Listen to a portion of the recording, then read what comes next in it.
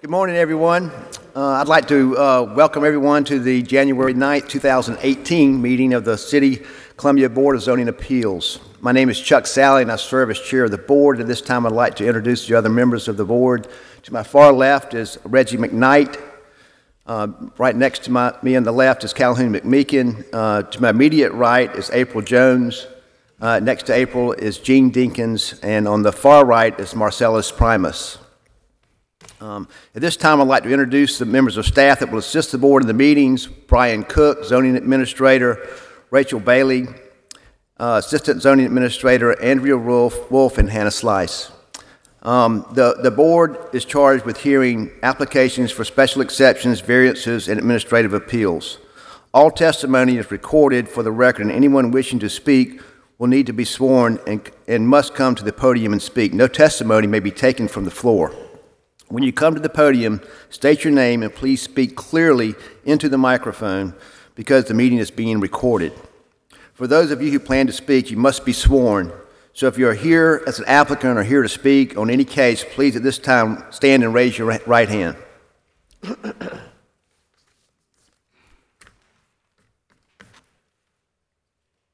You affirm that the testimony that you will give is the truth and nothing but the truth.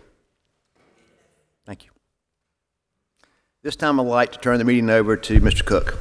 Thank you, Mr. Chairman. Good morning, everyone. Little housekeeping. One item has been deferred until next month's meeting. It's item number 5. That's case 2017-0072, special exception 621 and 623 Saluda Avenue. If you're here for that case, it will not be heard today, and it will be on the agenda for the meeting in February. Next, we'll move to the consent agenda. The Board of Zoning Appeals uses the consent agenda to approve non-controversial or routine matters by a single motion and vote.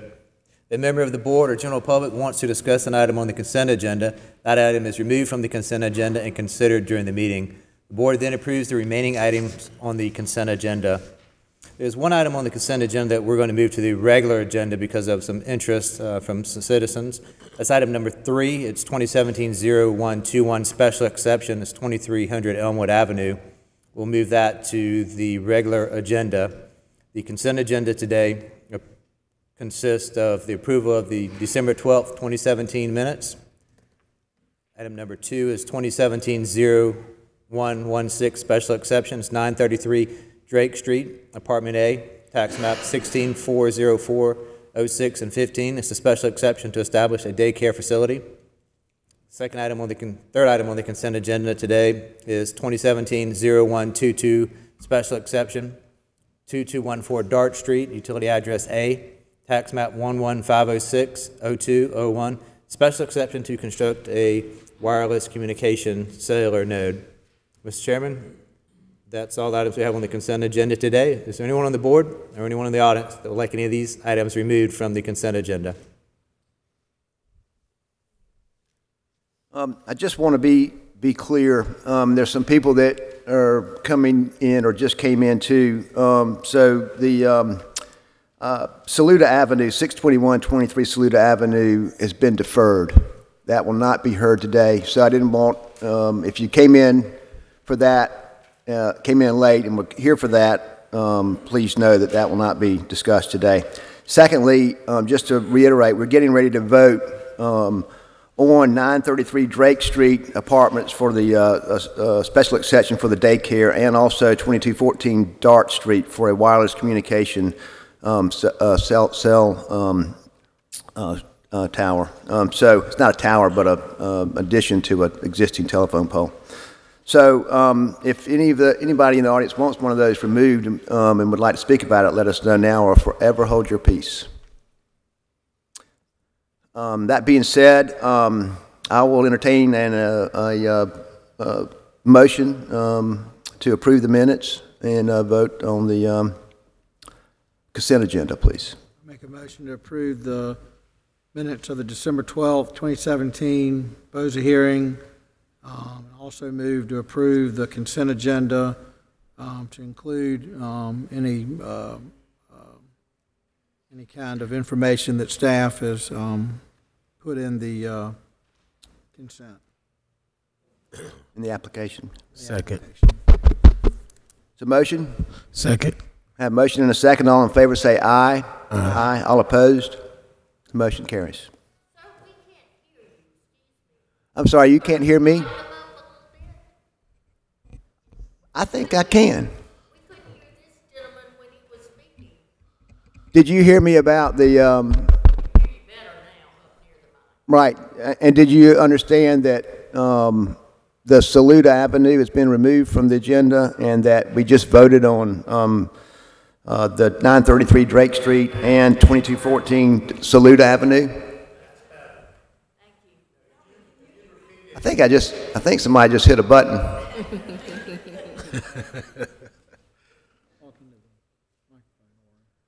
All right, we'll try to do better. I don't want to sound like God.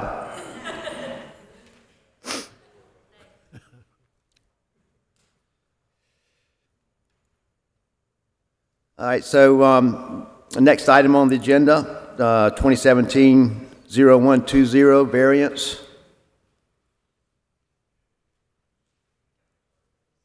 We're actually going to start with the item that came off the consent agenda, the 2017-0121 special exception. It's 2300 Elmwood Avenue, tax map 11505-0501. Special exception to establish a multifamily development. This is an infill project. The applicant intends to construct an apartment complex of approximately 60 units with open green spaces and a playground and gazebo. The applicant is here today and can explain their proposal in detail.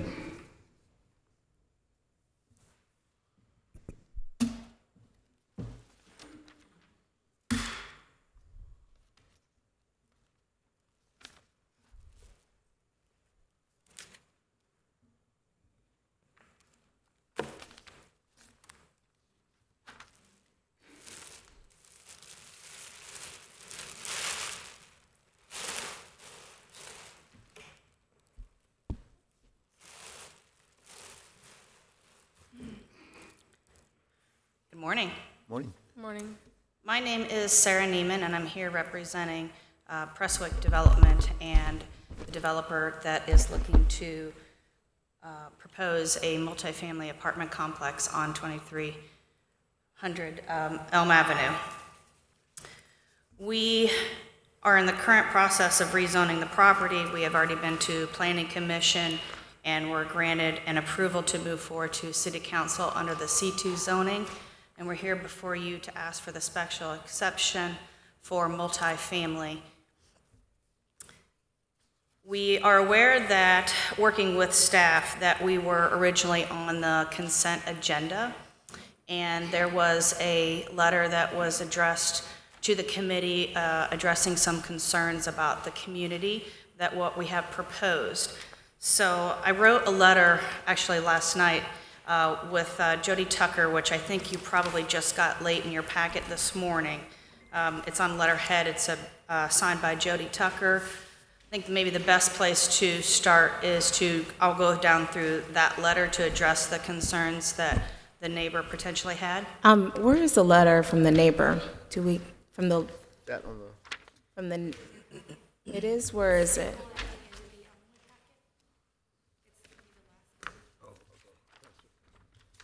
See it in my packet. Email. Yeah, I didn't get this. Thank you. It's okay. We are proposing a 60-unit multifamily apartment complex, just to kind of give you a back history. The apartment complex will have a commercial playground and a gazebo, like they had mentioned, on the property. It is a 3-story L-shaped building.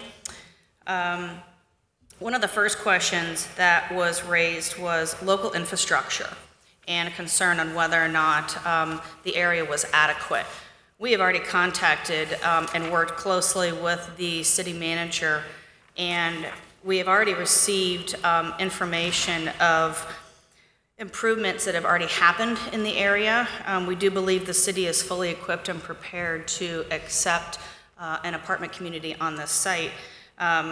We were given information as far as several different improvements that were going on. Hardin Street had some recent replacement of utilities, which included water and sewer, and that went from Reed Street to Hardin Street all the way over to Two Notch. So that covers our immediate area. There is some improvements that were done west of the site on Gregg Street.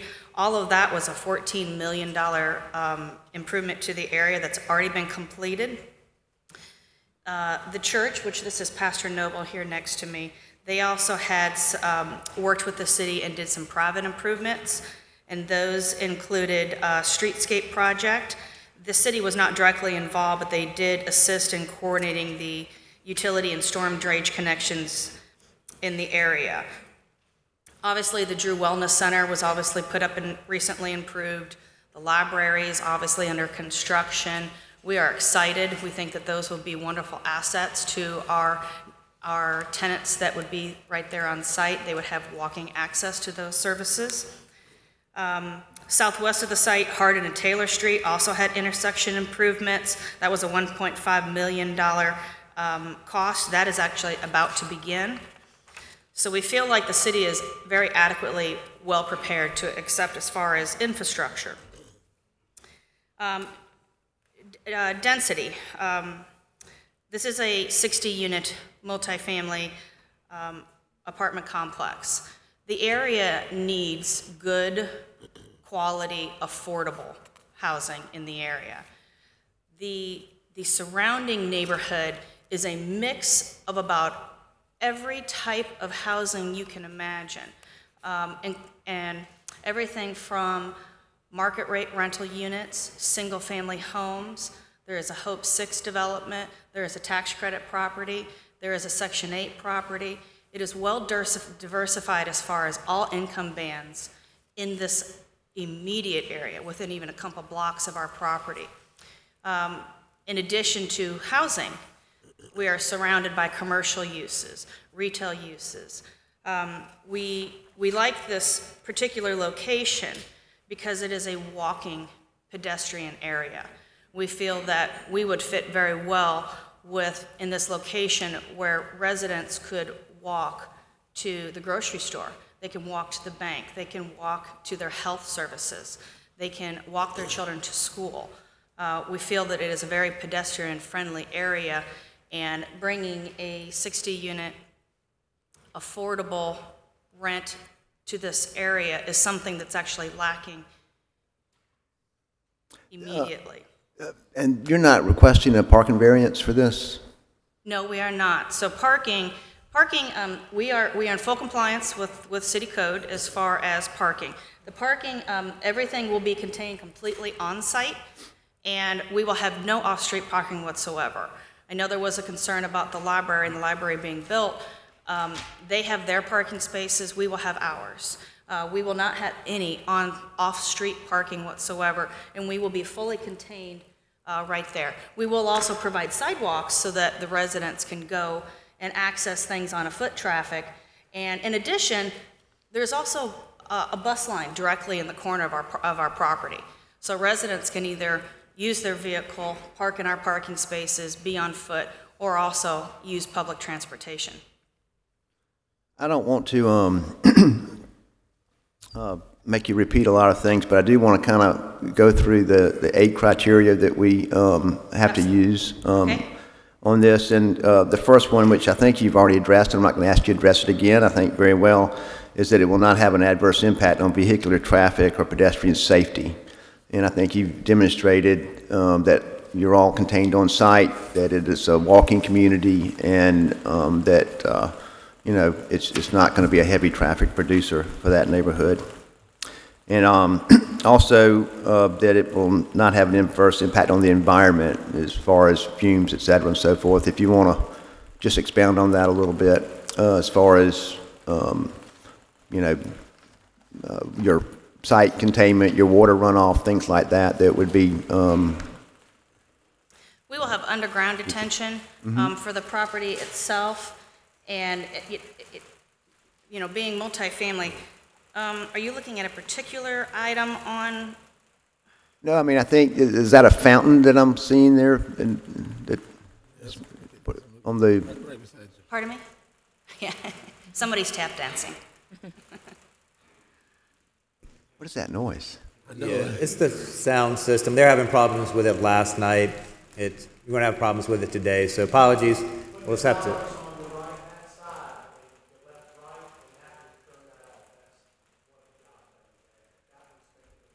Sorry, but we can't take any testimony from the floor. We'll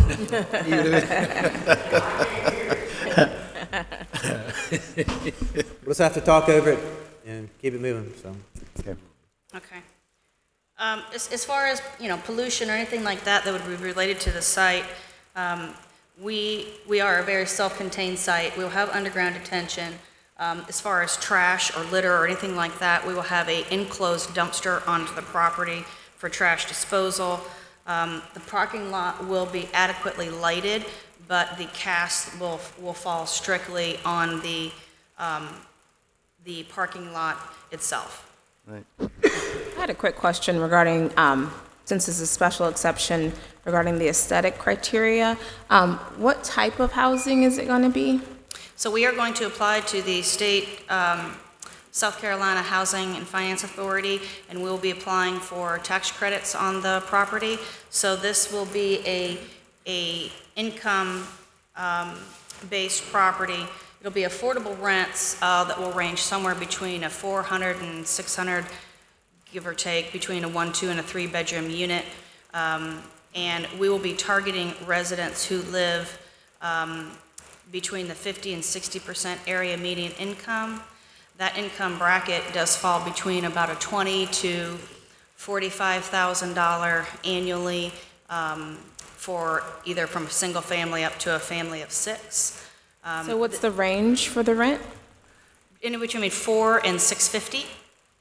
And then One is and a it 3-bedroom. going to be like low income mixed with other income levels, or is it just mostly low income? We will target between 50 and 60% of your area median income. The rent is a fixed rent. It is different from a Section 8 or a public housing development where the rent is what the rent is. There'll be no subsidy that the resident will receive. So if the rent, for example, is $400 for a 1-bedroom unit, then that is a full responsibility of that resident to pay that rent. And then I had a question regarding the environmental factors on the criteria. I'm not sure if you're aware, but there's been a lot of water quality issues in that neighborhood, especially with the last cold freeze. In adjoining neighborhoods, there's been probably about 20 to 30 water main breaks on the road that are flooding neighborhoods, flooding houses, flooding yards. And there's just been a lot of water main breaks and water quality issues.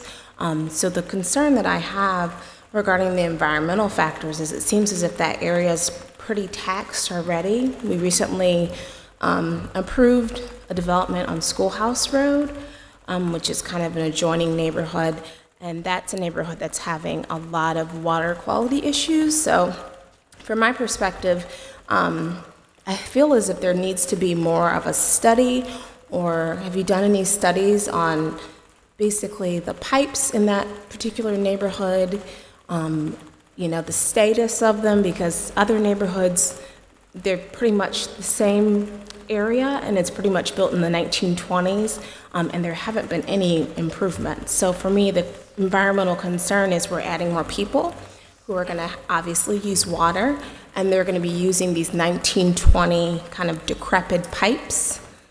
Our area has had improvements.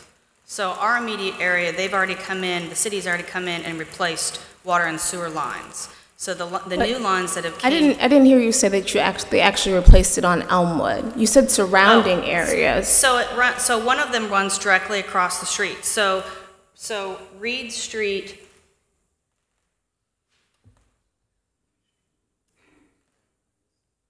Yes.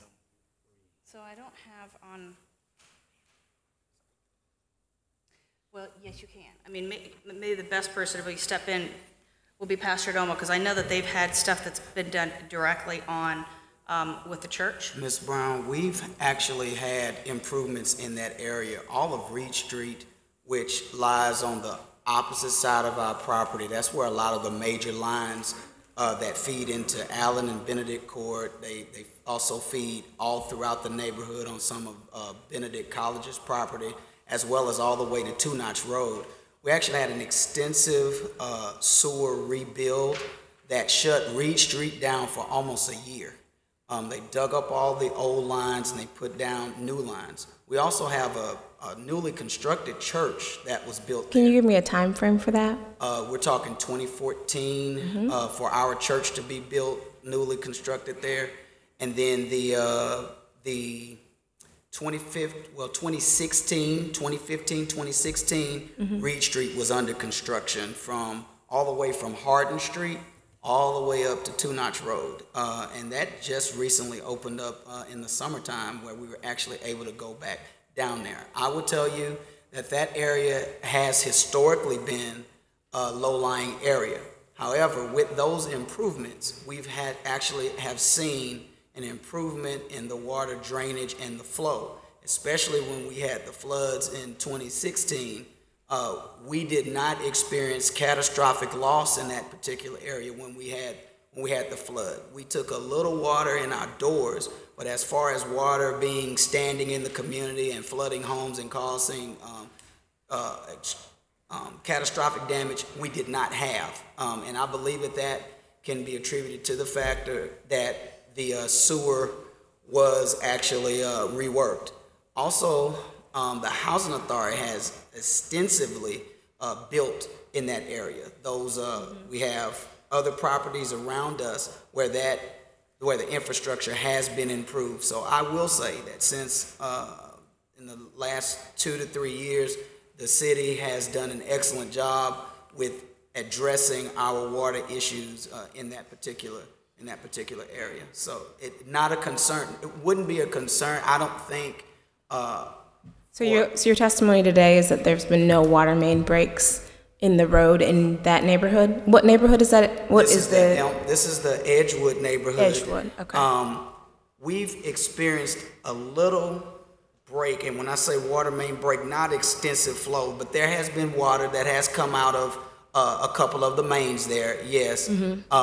That's not covering the road, but actually running down the drains. And because the temperatures have been cold, it's been frozen as it has run down there. But it has not caused us any major problems or anything like that. And runoff from one property to the other has not ever been an issue for us because everyone has a detention pond of some type on their property. Trinity Baptist Church right down the street from us just opened up a brand new banquet facility.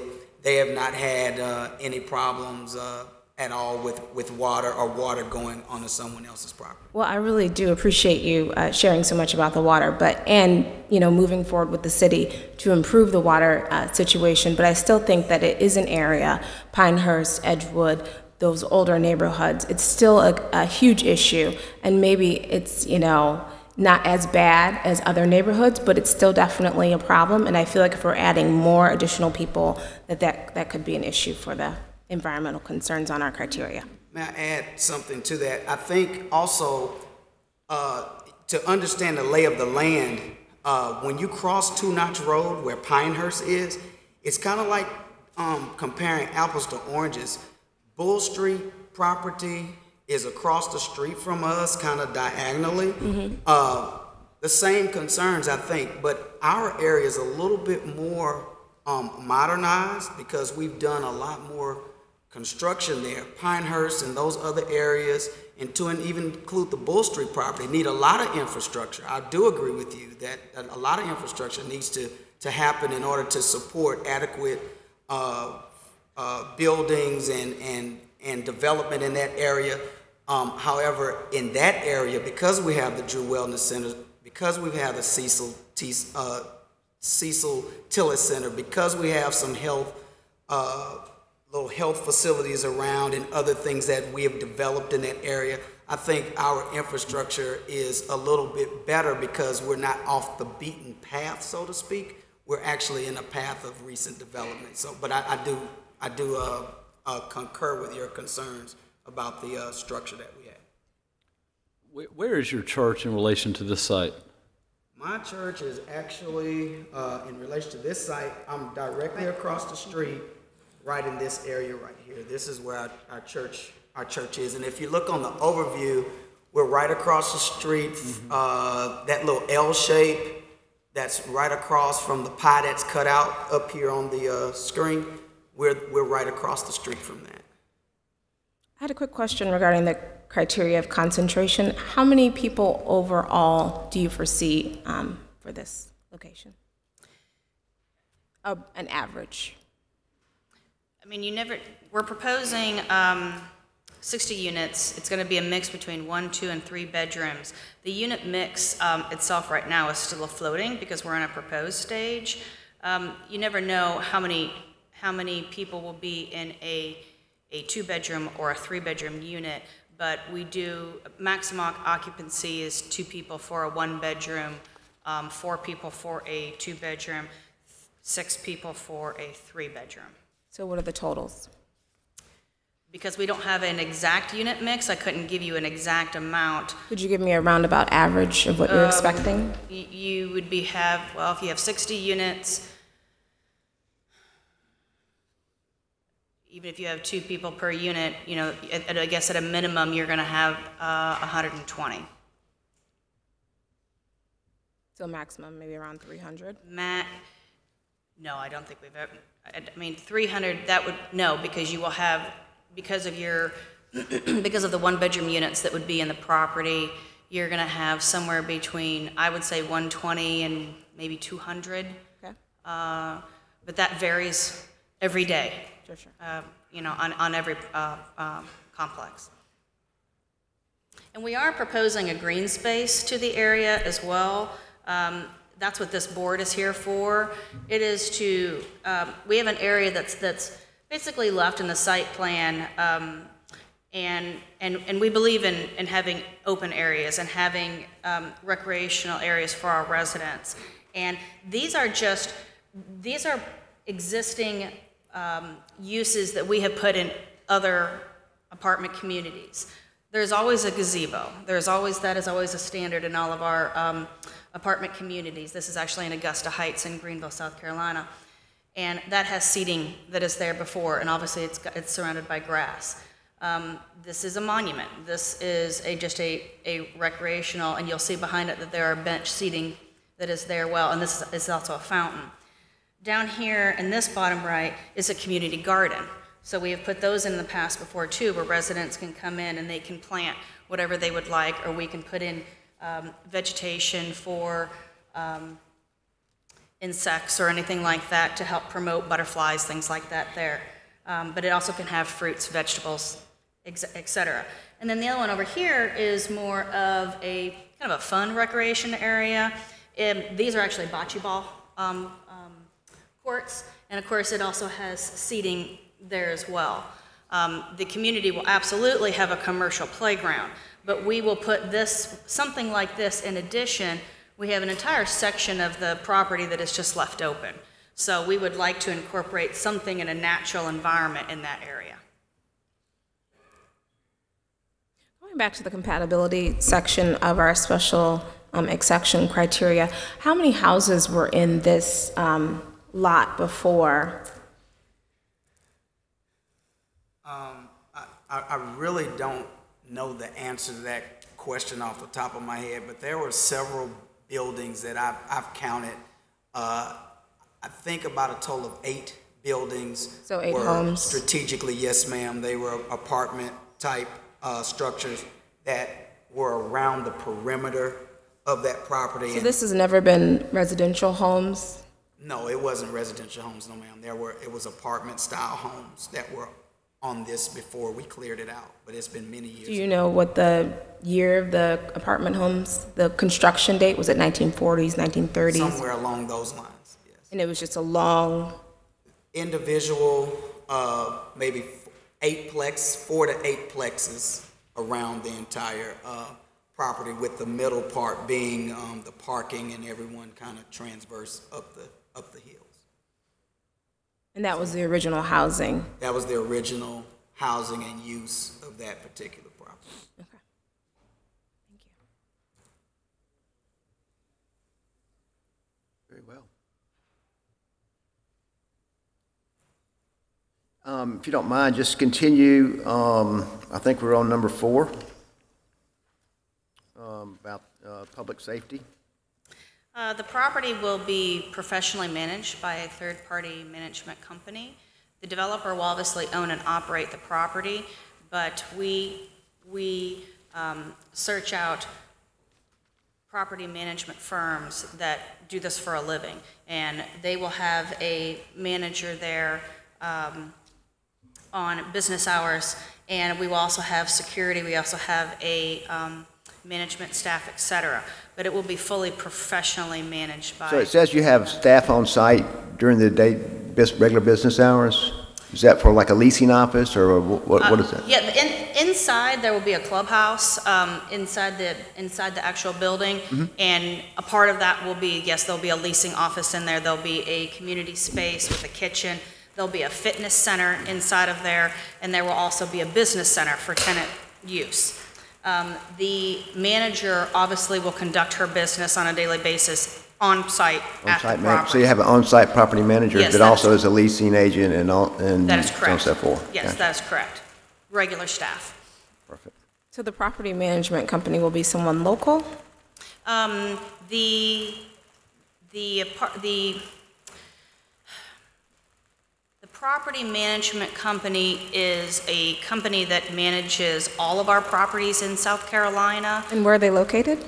It changes from year to year because basically we expect them to do their job. And if they don't do their job, then we solicit and we look for a new management company. And so I would have to check with the developer on who currently that they have on staff. But it is somebody that represents not only just this property, but we also have a property under construction in Lake Murray, and we also have a property that just was recently built in Blythewood, and they are managing both of those properties. Well, one will about to be break dirt, but the property in Blythewood is managed by the same property and management company, and that property was up and pre-leased before we even had openings.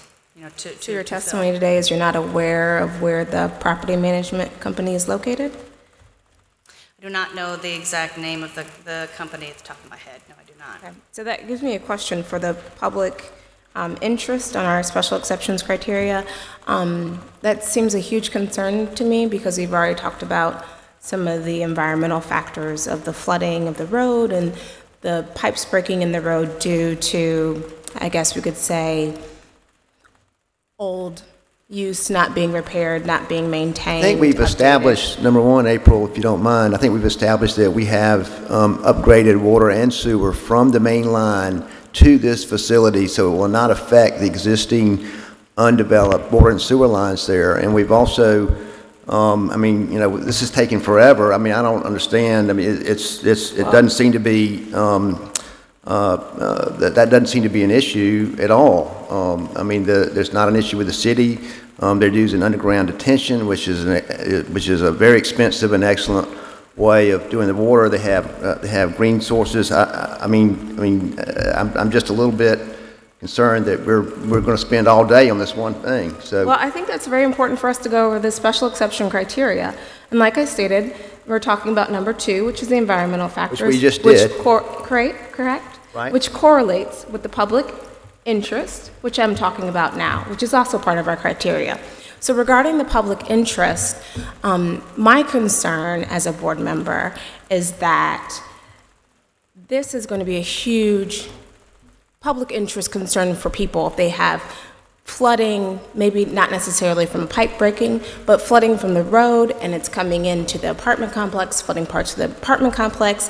And if a person isn't local on hand to observe the situation, assess the situation, and have the natural relationships in the community to get things done, my concern is that's greatly going to affect the public interest. April, if you don't mind, but could you cite, because I share your concerns, but you keep referencing numbers of water main breaks and flooding. Can you be specific? Can you tell us where this information is coming from? Absolutely. Can you tell us what water mains are breaking? Can Sure, you tell us absolutely. when there have been the dates that there have been flooding? Because I'd be happy to share that with the board. So I just called the water department today. let's save all that for board discussion, please. Thank you. I'd like to recognize Ernest Cromartie, former chair of this board.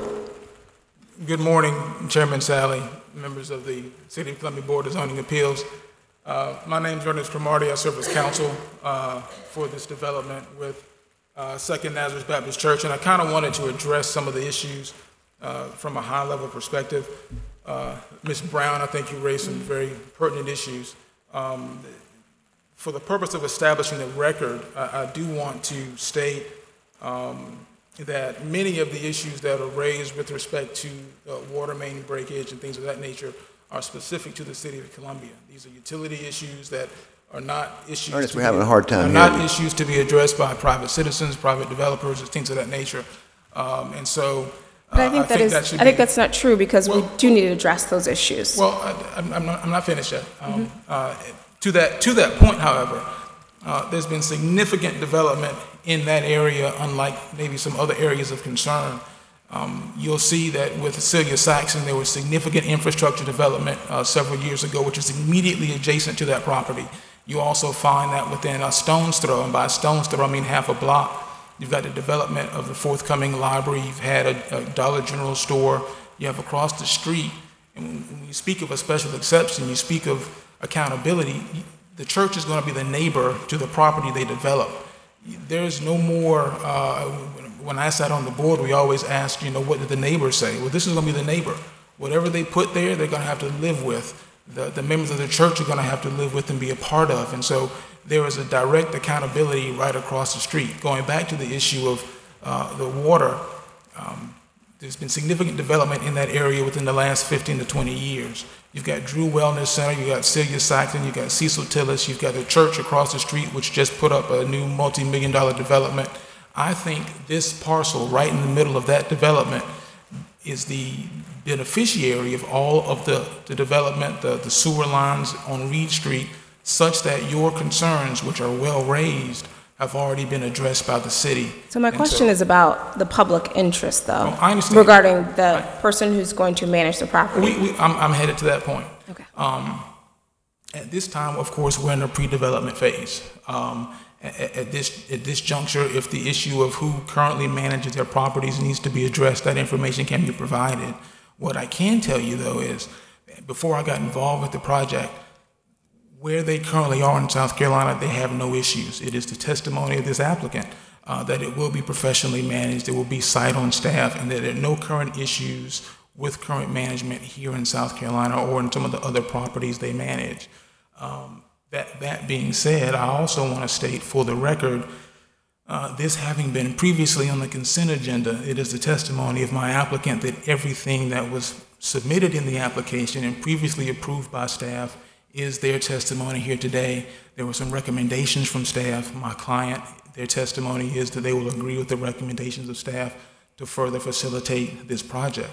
Lastly, I also want to note that this developer and this client has worked closely with staff and will continue to work closely with staff to make sure that this development is done properly, complies with all city codes and standards, which goes to your issue of public interest, whether it be with respect to water issues or public safety issues or issues of any other kind of accountability. But I just wanted to put all that on the record.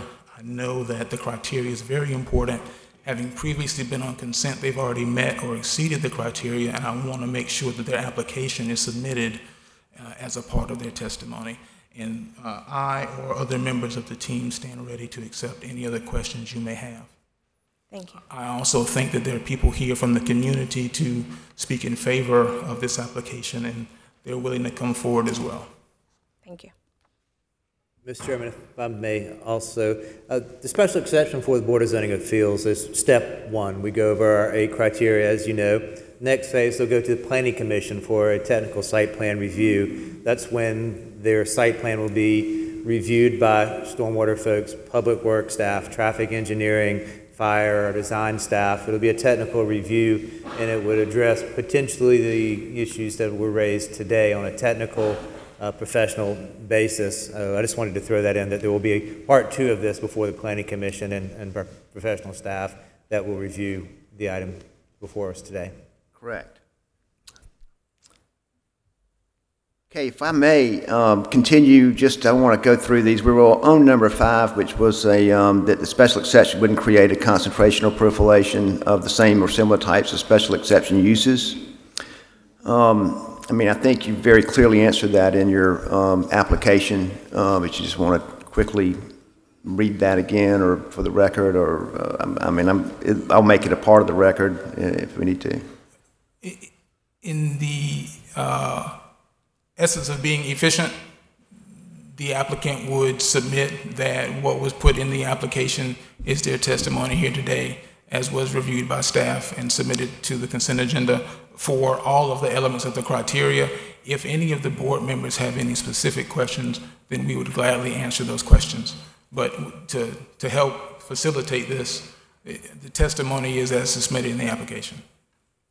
I think also this would be another good one just to discuss, because number 6 is explain how the proposed special exception is consistent with the character and intent of the underlying district as indicated in the zoning district description with an application, with any applicable zoning overlays or goals for this district and development. With respect to criteria numbers 5 and 6, yep. Chairman Sally, there is no concentration or proliferation of the same or similar types of this special exception. We have 60 units of affordable housing, as was previously stated by the applicant. You've got multiple diverse uses in the area. Going to criteria number 6 is consistent with the character and intent of the underlying district. Historically, there were rental units of that nature across the street. You have residential single-family homes. We know that this area is experiencing a lot of growth and development.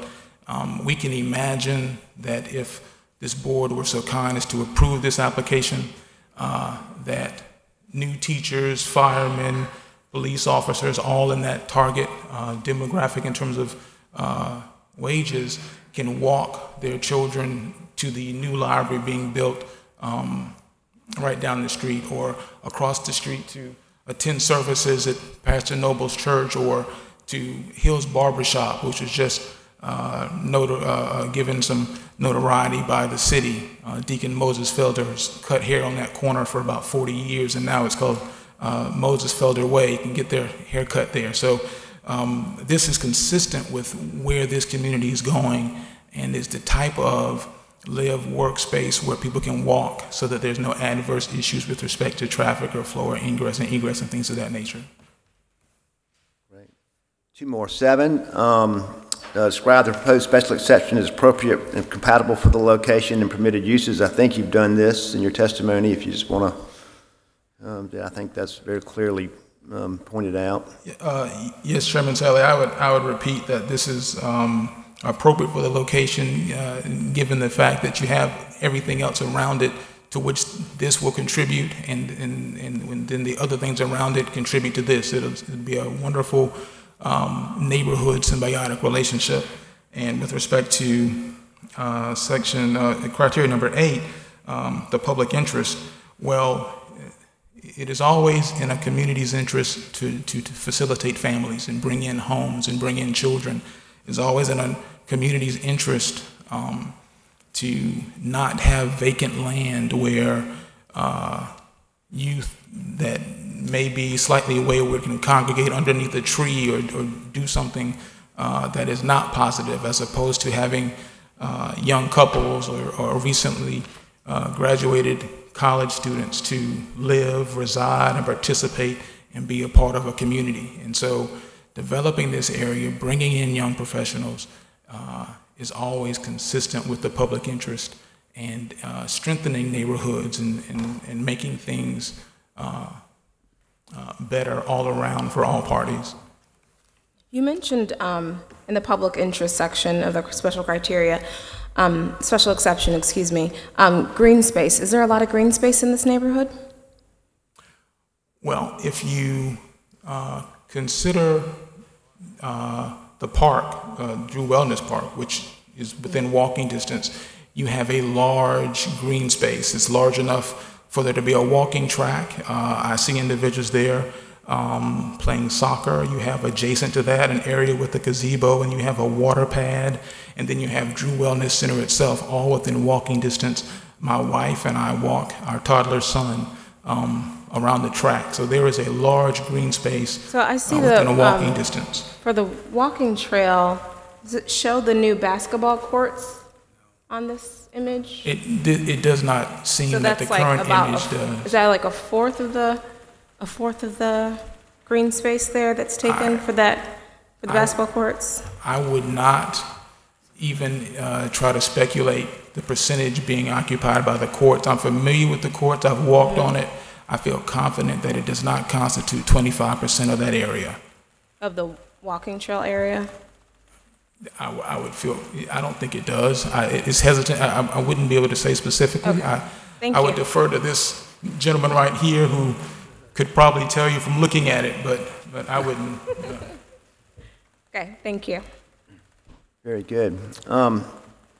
So just in the final application, and just for the record, if you don't mind, there is a letter at the end of the application. Excuse me. And it's from the president of the Edgewood Reed Street Community Improvement Cooperative Council. Are you familiar with that organization? Yes, Mr. Would you just, for the Carl record, explain to us what that entity is? Well, I will do you one better. Mr. Frederick is here, and he can speak to that. Mr. Frederick?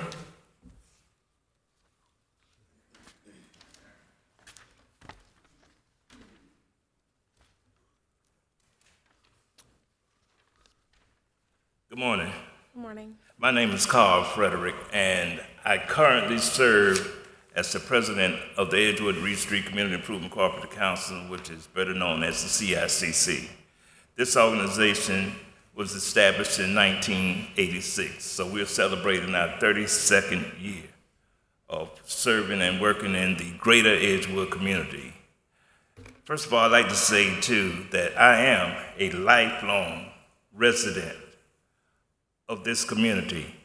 And as an infant, I only lived 3 blocks from this proposed site and currently live only 5 blocks from the proposed site now. And my family owns properties in this area. The Edgewood community and the CICC is supportive of this project. In November 20th of this past year, Second Nazareth Baptist Church and the developer came to our community association meeting, which we meet at the Drew Wellness Center every 3rd Monday of each month. And they presented this project to the community. And if I can remember and can recall, there was no opposition. Also, I would like to say that over the years, this community association has been very much involved in the residential developments and other types of development in this community. We have been very, very much involved in monitoring what is taking place in this community. I'd like to add that the Edgewood CICC monitored the 2-notch road widening or improvement project, as well as the Reed Street project for the recent infrastructure. So we are constantly reviewing and monitoring what is happening within close proximity of where we live. We are very concerned about the quality of life of individuals in our community. We have a community with seniors. We have senior residential areas. We have schools. We have churches. So we need to be very much involved and concerned about what is coming, to our community. And we are very supportive of this particular project. On February 19th, next month, the Second Nazareth Baptist Church and the proposed developers are coming back to our community association, and they're going to bring renderings of what this project will look like. And we are going to be there. We are going to take a look at the proposals, and we're going to ask questions. But we are very, very much concerned about this project in terms of coming on board. Now, one, I heard some discussions relative to the infrastructure and the water and the sewage. As a child, I remember swimming on Reed Street during the floods. We don't swim anymore. Drew Wellness Center now. Okay, we do not swim any longer. We have seen a drastic improvement relative to any flooding whatsoever. And the recent project along Reed Street has really enhanced that. And so we're not concerned about that type of infrastructure issues at this particular time. So this is where we are. We are, again, supportive of this project. I had a quick question. How many members do you have in your association? Well, Offhand. I'd say active and on a routine, regular basis, we will have from anywhere from 15 to 25 attendees at our meetings. Now, this fluctuates over the course of a year because we only meet once a month. Mm-hmm. Thank you. Right. But again, we are 32 years young. Congratulations. Okay. Thank you, sir. Thank you. Chairman Sally, if there are no further questions from you or the board, at this time we would close testimony. Thank you very much. I would like to, at this time, ask if there's anyone in the audience that would like to speak in favor or against this proposal.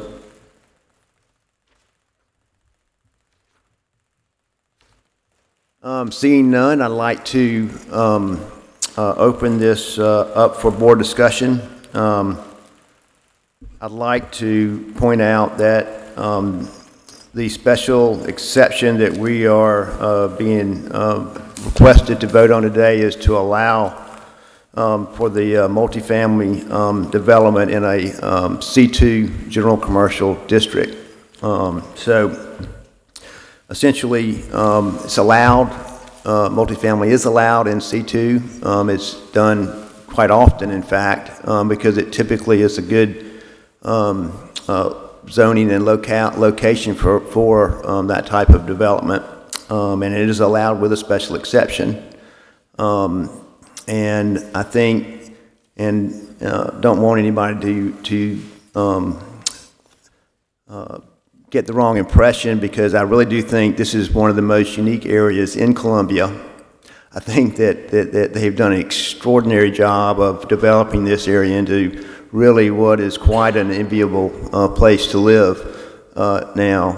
It's got everything that you would want from a standpoint of amenities and walking, being able to walk to just about anything in the neighborhood that you want. And I think they've done an extraordinary job, and my hat's off to your community for overseeing this and making sure that it's done right. That's all I have to say. I would just like to add a couple of thoughts real quick. Based upon the applicant's testimony and everyone else who's testified, I am in the camp that this is a good location for a project like this. And I would like to further add a quick clarifying point. I think that as we see some new developments of sites like these, infill sites in the middle of these existing neighborhoods, a lot of these issues that were raised today, such as stormwater, water, and sewer, are actually going to be improved by the new development. In fact, if you look at it, the fact that they're proposing underground detention may actually be able to reduce some of the stormwater runoff on this site. So I just would like, for the record, to state that I think I would be in favor of a project like this, and I think that these good points that were raised are going to be helped by this project. I think it's a great project overall, but I think that my concerns are the compatibility and the environmental factors, which are huge. I think that we're seeing with the changing of our weather patterns, South Carolina is becoming a different sort of climate. And we as a community have to be aware of that and take into account the public interest and public safety regarding these sort of changes for our future developments in housing, zoning, these sort of things, because they have a true impact on every single one of us.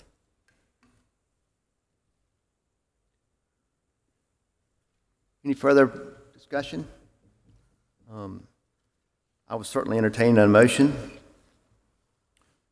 Mr. Chairman, I'd like to make a motion that we approve the special exception to establish a multifamily development and including any staff comments that are applicable to the site as well. Second. We have a motion and a second. All in favor say aye. Aye. All opposed? Opposed? I believe that motion carries. Thank you. Chairman Sally, thank you. Board of Zoning Appeals. Move on to the next item on the agenda today is item number 6, 2017-0117, special exception, 900 Green Lawn Avenue, tax map 16-410-0501.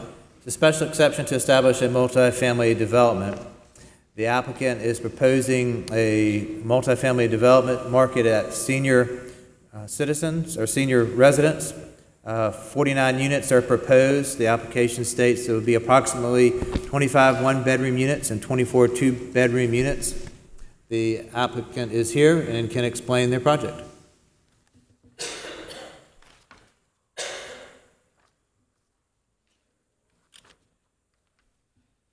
Morning.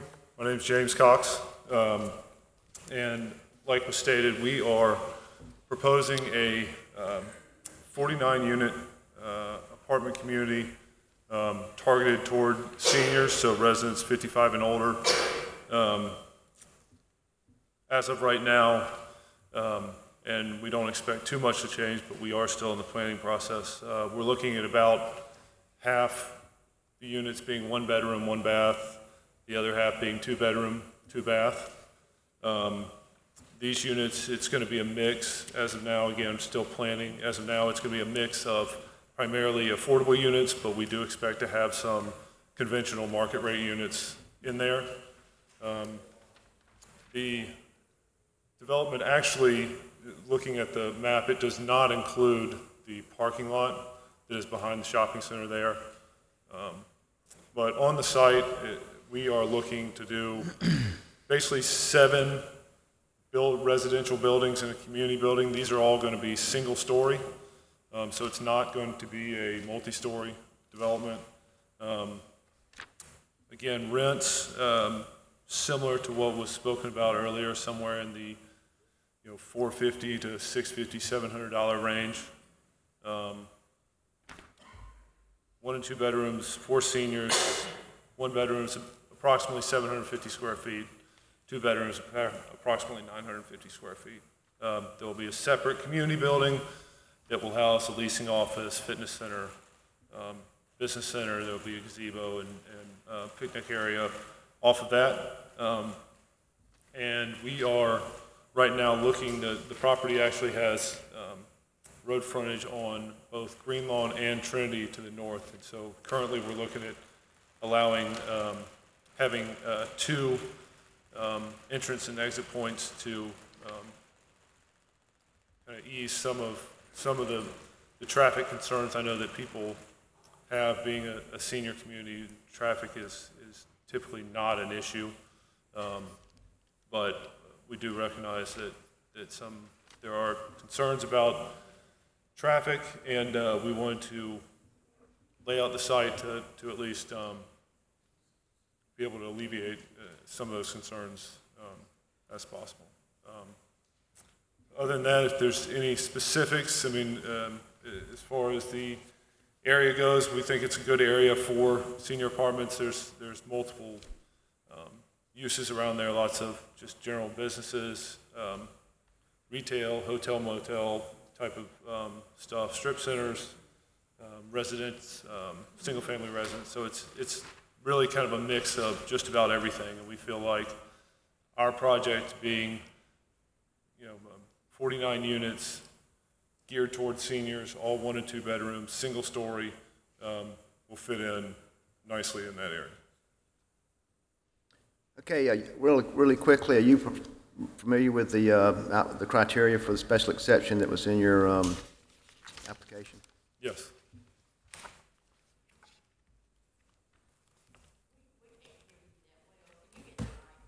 Yes. A little bit lower so we can talk, yeah. Could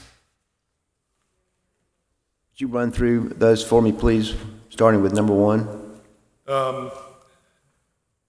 Just how it would have an impact on vehicular traffic. Yeah, like I said, being a senior development and in close proximity to kind of your normal everyday services that you use on a constant basis, we feel like vehicular traffic would be minimized. You can basically walk to, there's a bank right there, there's a grocery store, there's retail, there's a health services, urgent care, the school around the corner. So basically anything that you would typically need on a regular daily basis is right there and doesn't really require a vehicle. You mentioned there were 2 curb cuts into the development. We are proposing 2 right now because, and we're still in the planning, so that not all the traffic is directed to one road, where there is 2 places to get in and out. So it's not, there is no, choke point or one specific area where everything's being focused. It's kind of being spread out. What's the total number of residents planned for the community? I mean, if you go based on the maximum allowed per bedroom, I think you're looking at probably a maximum of 100 and around 110. But typically, based on our past experience and other developments that we have,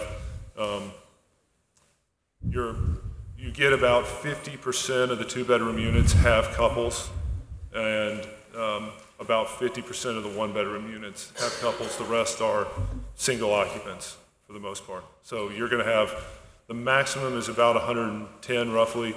You're probably going to have closer to 70, 75 residents. Okay.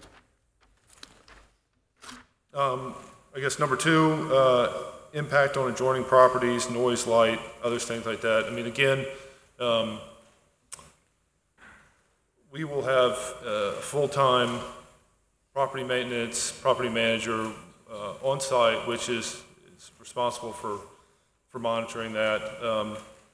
The property will be lighted, but again, those lights directly pointed to the development, green space, parking areas, common areas. It's not going to float over into other properties around the area.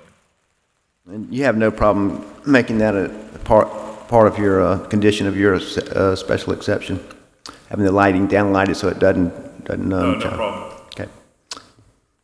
Number 3. Number 3, special not have an adverse impact on aesthetic. Again, this is going to be, up on Garner's Ferry, it's primarily retail, general business, etc. Off Garner's Ferry, it's primarily single-family homes. Proposing single-story construction, we feel like fits in with homes in the area, the multifamily development that is to the east of our project, and it's not going to have any sort of adverse impact on residents. You have an example in here in the Hartsville, South Carolina area that's a single-story development. Yes, is that sort of the? Basically, yes. It's that one similar right to that. there. They will have the units will have porches, basically either on the front or the back. It's going to be single-story. It's going to look very similar to basically a long single-family home, essentially. And if I could, I used to work at the Boys and Girls Club in Hartsville a few years ago, and that is a very illustrious looking place. It looks, and I had one of my coworkers that used to live there. So kudos to you, because I've seen your work before. I've seen this stuff. Yeah, it's one side's the railroad. It's kind of it's on the other side of the street from the Piggly Wiggly grocery store, right there. Yeah, it's good. I mean, yeah, I was like 3 or 4 years ago, and I used to say, and one of my coworkers, yeah, they said it's a good upkeep. I mean, they're very proud of where they live. Yeah, it was completed at the very end of 2016. It's a smaller project, it's 32 units. But it was leased up 100% before it was full. Yeah. And it's been that way and stayed that way. I'm very proud of it, yeah. So, Okay. Number 4. I guess moving on to number 4, which is regard public safety, nuisance conditions, et cetera. Again, I guess there's a couple parts to this. One, there is on-site staff, there's a professional management company. It will be one of 2 companies, one that has been used on a number of projects in South Carolina, but also other states, and also it's either going to be them or another company that is actually a sister company of ours. So it's, we obviously hold them accountable. We like, if it's a management company that we're connected with, we obviously, there's a little bit more connection there. So as far as them maintaining the property to our standards and what is required, they will definitely be held to that. And again, with the senior community, honestly, the residents are the best policers of their community. They will alert a staff member or anyone else, of any sort of issue or problem before anybody else on the public safety area would know about it. Number 5. Not create a concentration of these. I mean, I think, this development, I think like I said, the project next door was built years and years ago. There hasn't been anything right there like this in a number of years. Like I said, there's a number of different types of uses all around, and I don't see this is something that's going to continue year after year after year. It's there's residential services, and then there's businesses that are going to get support from those residential areas. So I think this is one of those areas that is going to have a healthy mix moving forward of business and retail and residential multifamily.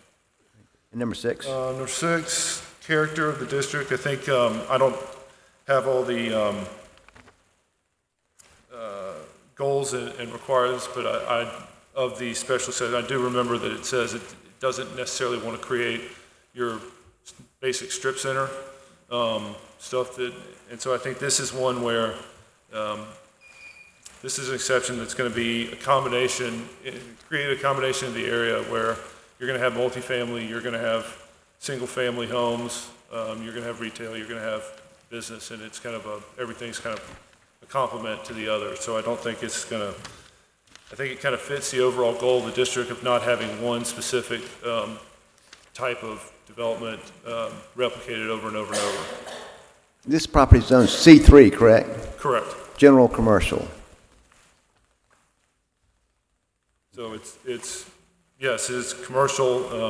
So it's a lot of different uses that would go in there without even the requirement of a special exception. No, you could do just about anything general commercial there without having to go through any sort of process. Multifamily is just one of those that obviously does require that special exception. Could you go through number 7, please?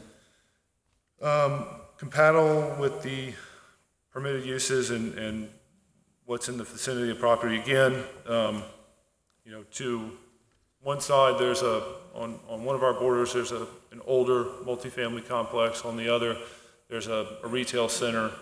On the other side of the street, on Green Lawn, there's single-family residences. And then north of us on Trinity, there's a church, and then there's a lot of vacant land. So, again, it's one of those where just about every use is surrounding us. So we're not. We feel like because of that, it is compatible in that there's no one dominant type of use that is in the area. And then number 8. Number 8, public interest. I mean, again, I think based on our past history and our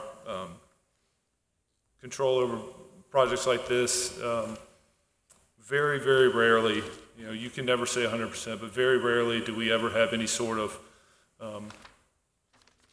issue that causes some sort of public harm or discomfort. And one of the things that you know, we do take very seriously is not only quality but the public image and the public perception. And it's something that, because we are not just a developer, we're also an investor, we will be invested in this and basically be involved with the project for the term of its life. So if there's an issue, whoever has that issue, whether it's someone here or with the city or whoever, can give us a call. We will be accountable and can help alleviate those concerns. Is there any question from the board at this time? Thank you very much for your presentation. Is there anyone here in the audience that would like to speak for or against this application? Would you please come approach the podium if you want? I noticed some people may not have been sworn. If anybody's not been sworn, would you please raise your hand so I'll know who's not been sworn? If you'd please stand and raise your right hand, please.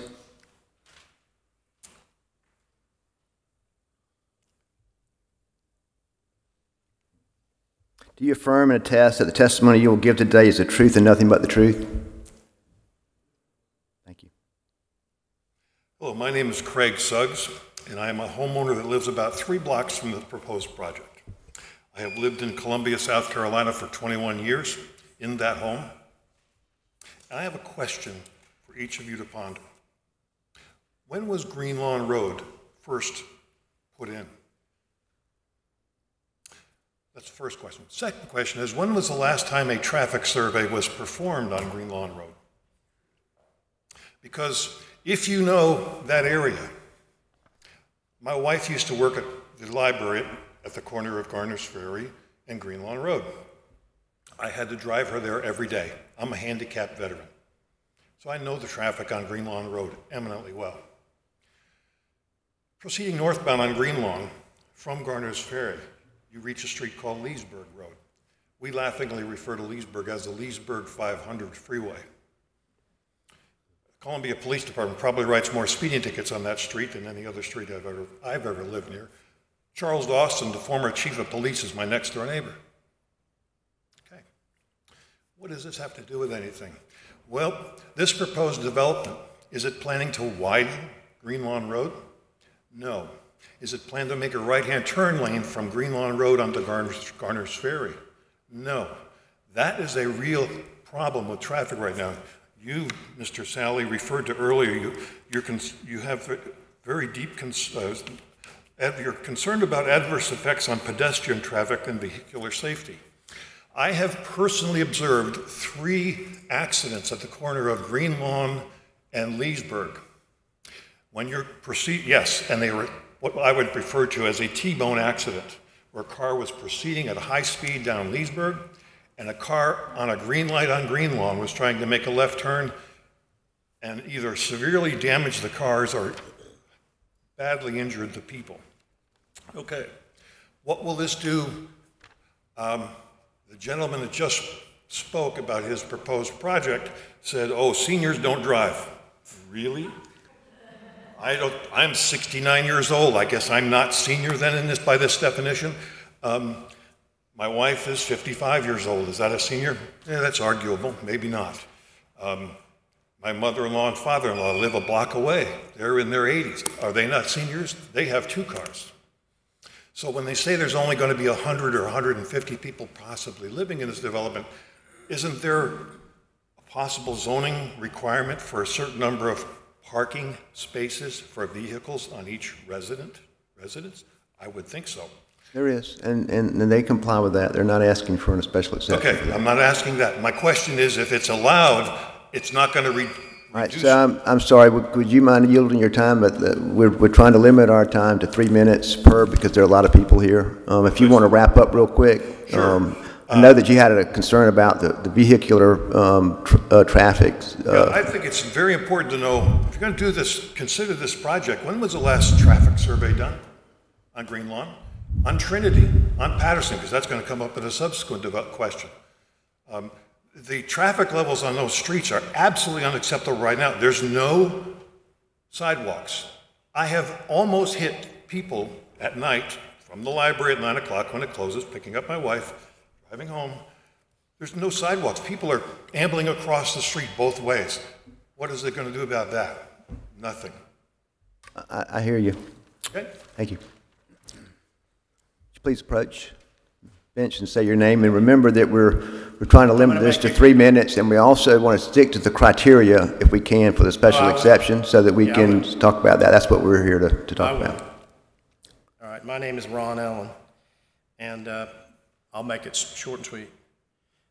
Tell the handicapped lady in the wheelchair and the person pushing her got killed at 10 o'clock at night that elderly people don't have any problem around that area. Tell Jerry Cook's 20-something-year-old daughter who got run over at Garner's Ferry crossing the street one evening and is in excruciating pain and going to live in pain the rest of her life.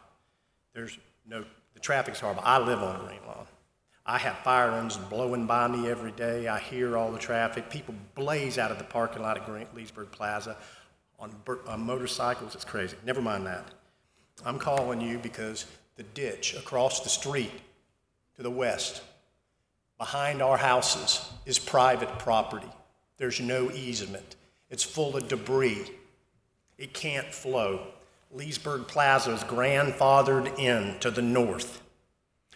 For some reason, y'all felt it was okay to turn the gas station into a car wash. The ditch is where all that runoff from that shopping center goes. There is no way they can maintain it. They don't have an easement, and they refuse to clean it for us. Polly Patton's dentist office was put in on Elm Tree in early 2000 when the county apparently still had something to do with it, and y'all claim no blame for that. Let me just get something straight. We are just citizens that volunteers here. We're not voted council members or city council members, and none of those issues we have anything to do with that you're talking about, and none of those issues have anything to do with this special exceptions. So please try to keep it to the special exceptions and don't expound on other things that are not related to it. Development is going to have runoff. They have been digging and relocating sewer. They stopped the Green Lawn sidewalk improvements because of the concerns about this coming up. And we know the DOT inspectors that have worked out there. I'm a quality inspector. I've done earth, concrete, metal. I am a dirt inspector. The road work that's been done, they cut across the road on Green Lawn for some of the relocations, and never mind. What does that got to do with this? The bottom line is this place is going to have runoff. That ditch is relevant. It is about this. He didn't talk anything about his impact on the flooding. My house has flooded 3 times in 10 years, 5 inches of water since Polly Patton's place was built. I don't want any more development without the proper studies done for the storm drainage. Look behind the bank. Look at the end of Asbury where those ditches are. We are not going to have just so everybody's really clear about this, we're not here to approve this development. We're not here to approve this development. We're not here to approve this development. We're not here to talk about what he's got to do for stormwater and all that. All of that is part of the other development part of it. All we're here to do is decide if general commercial is an appropriate place to put a senior housing. I thought that they would have. You're not approving the development. We'd have nothing to do with the stormwater and runoff and all that stuff. That's not part of what this board does. The Reed Street project just discussed environmental impacts and the storm drainage and everything around there, and y'all had time for all that, and you're cutting us short. The bottom line is the storm drainage is neglected in our area. You can't keep developing in our area without improving the infrastructure. I got mosquitoes. I got floodwaters. I'm done. Thank you. Thank you. Don't mess our neighborhood up anymore. Move them to your neighborhood, develop on your neighborhood, and let it all run in your yard. Anyone else, please?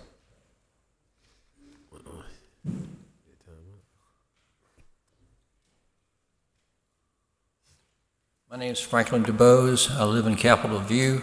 which is a neighborhood that would be affected by this development. Just a comment, first of all. Apparently you're frustrated with our opinions. We are taxpayers. You may not be an elected official, but you serve on a board that serves the community. If you can't be respectful of us, who have taken our time to come voice our opinion, then I think somebody needs to bring you down a notch or two.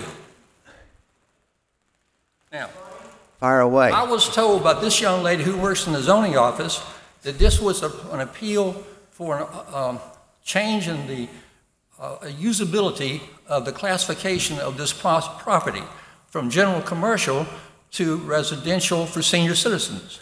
Multifamily residential, which is allowed in C3 per a special exception. Right. Our concern is that our neighborhood or in surrounding areas have been inundated with multiple family dwellings where the residents living there do not respect the surrounding properties, and the crime rate has gone through the roof in the past 3 to 4 years. You can contact the Sheriff's Department, which serves that area, or the City Police Department and get records to verify that.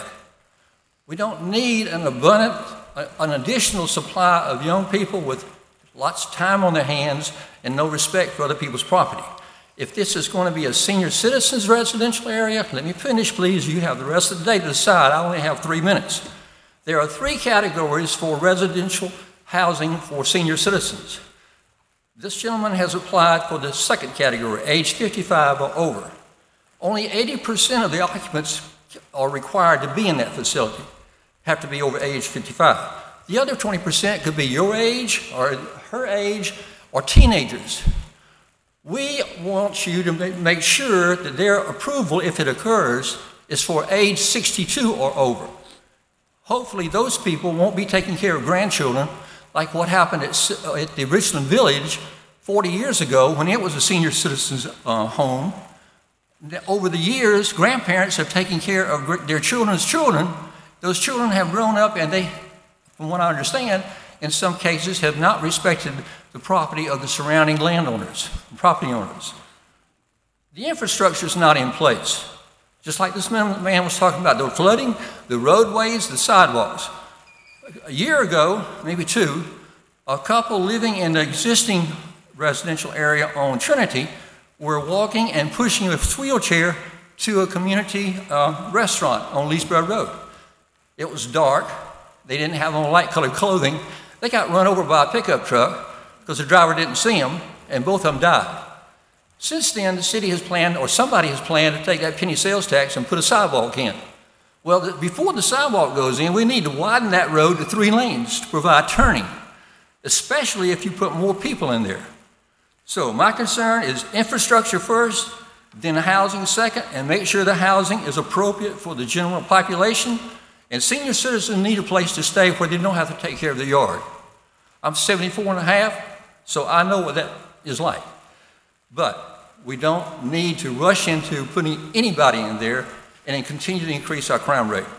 Thank you. Thank you. That's a very good point. Is there anyone else?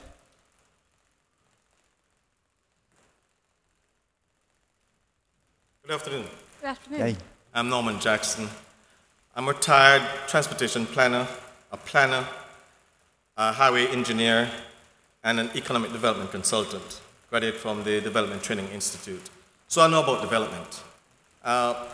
My concern is that I welcome development, but when you try to do an infill in an established community, which was designed specifically a certain way, and then you have developers coming in to change zoning to put seniors in a commercial zone, it does not fit. The safety. Why doesn't that fit? Why it doesn't fit? It was not designed for residential purpose, but there's an exception you can. But in the comprehensive plan, when it was developed years ago and have not been visited over the years, it now becomes an infill. The Garners Ferry Road corridor and those branching off, they started with a few residential complexes to say, okay, we'll just put that on these few. But then what happened now, here's a developer who saw some land and decided that, oh, well, existing are some residential places, so we should have the right to continue and you have a domino effect where you start having all these infills with housing. It was never designed for that. And when the gentleman spoke earlier of flooding, if you do put these new development there, these blacktops, and you have these donut holes where people have septic tanks, and the infrastructure is not changed, it do cause flooding. The last time I had several complaints where the city and the county had to come to me to get permission to try and fix this, and there's no money to do it. So I would urge you to either deny this or have a comprehensive neighborhood plan to see if they are following the plan and if the plan really would help the neighborhood. Right? We should take some time. Yes, anyone can have a beautiful idea, put luxury apartments, looks great and everything, but how will it affect the community? So when I'm speaking, I'm not guessing, I'm speaking from experience. I live in Laurelton for the past 40 years, 41 years this year, and as I said, as an economic development consultant, I can speak intimately of how these affects neighborhood. And I urge you not to put seniors at risk. 2 people died, I was called about it, and several other people got hit because the area is not designed for that. Thank you. Thank you. Is there anyone else that would like to speak? I'm Carl McKinney. I'm I'm the current president of the St. Mark's Wood Neighborhood Association. I'm just going to go down the few notes that I made. Number 1, on the applicant's response, residents able to walk to areas without a sidewalk. There's no sidewalk on Green Lawn. Who's going to supply that? Is that going to be the city or is that going to be the developer? Leesburg Road at one end of Green Lawn is already above its use capacity according to the last DOT survey. This will increase traffic there. On the applicant's number 2 answer, we have questions of what assurances do we have for the quality of the management and maintenance? Will they live on the property 24/7? Item number 3, what keeps the plan single story? He says it will be single story, but is that locked in on these? Number 4, what limits the residents to 55 plus and for how long? Number 8. I'm sorry, what was number 4? What? What was the number 4? Number 4, what limits the residents to 55 plus and for how long? Number 8, what is high quality housing and high quality construction? Is there a set of specs for this? And on the note after number 8, how many neighborhood associations were contacted and how? I never was, my association never was. I know it's not required, but it is recommended according to what's in the application. Another item, the rendering shows 1 dumpster for the complex. Is this the city that services this, or will it be an external commercial service for the dumpster? And how well can a senior citizen lift that garbage into the dumpster? You've just for the record, I'm a senior citizen, just for the record, according to this thing. So am I. You've shown other examples of the work in Irby and Peachtree, which are 3-story complexes. What assures us that this will be single story?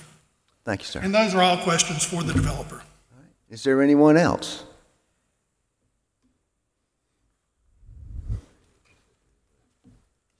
Hi, I'm Coralie Swink, and I'm president of the Capitol View Neighborhood Association. But over here on Trinity Drive, where he is showing his schematic here, there is a Section 8 family housing there. Is this the part that you don't have cut out here? And on Trinity Drive, it's a very small street. It really needs to be paved, and a lot of trash. And I'm just scared if we get something else in there that is not being taken care of, it's going to cause more problems than what we have. Thank you. Thank you, ma'am.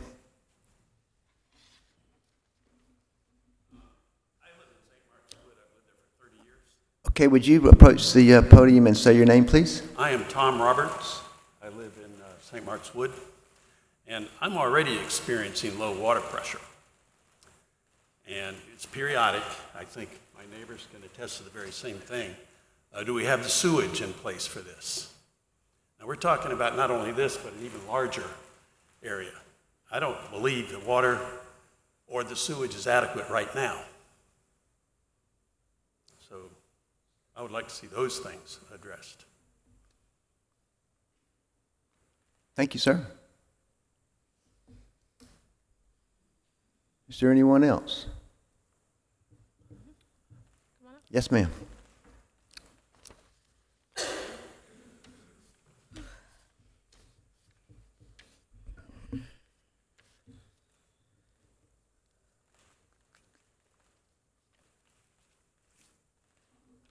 Hi, my name's Elaine DuBose. I reside at 7262 Sunview Drive, which is about 3 streets over from where this will occur. And what we already have in our area is a lot of apartments. I've got a small map here that may show you. That's Elm Tree Apartments, which is Section 8. You've got Trinity Drive. You've got those right across from Annie Burnside School. So we've already got 3. With these 2 developments, I think we all are very well aware that seniors take care of grandchildren.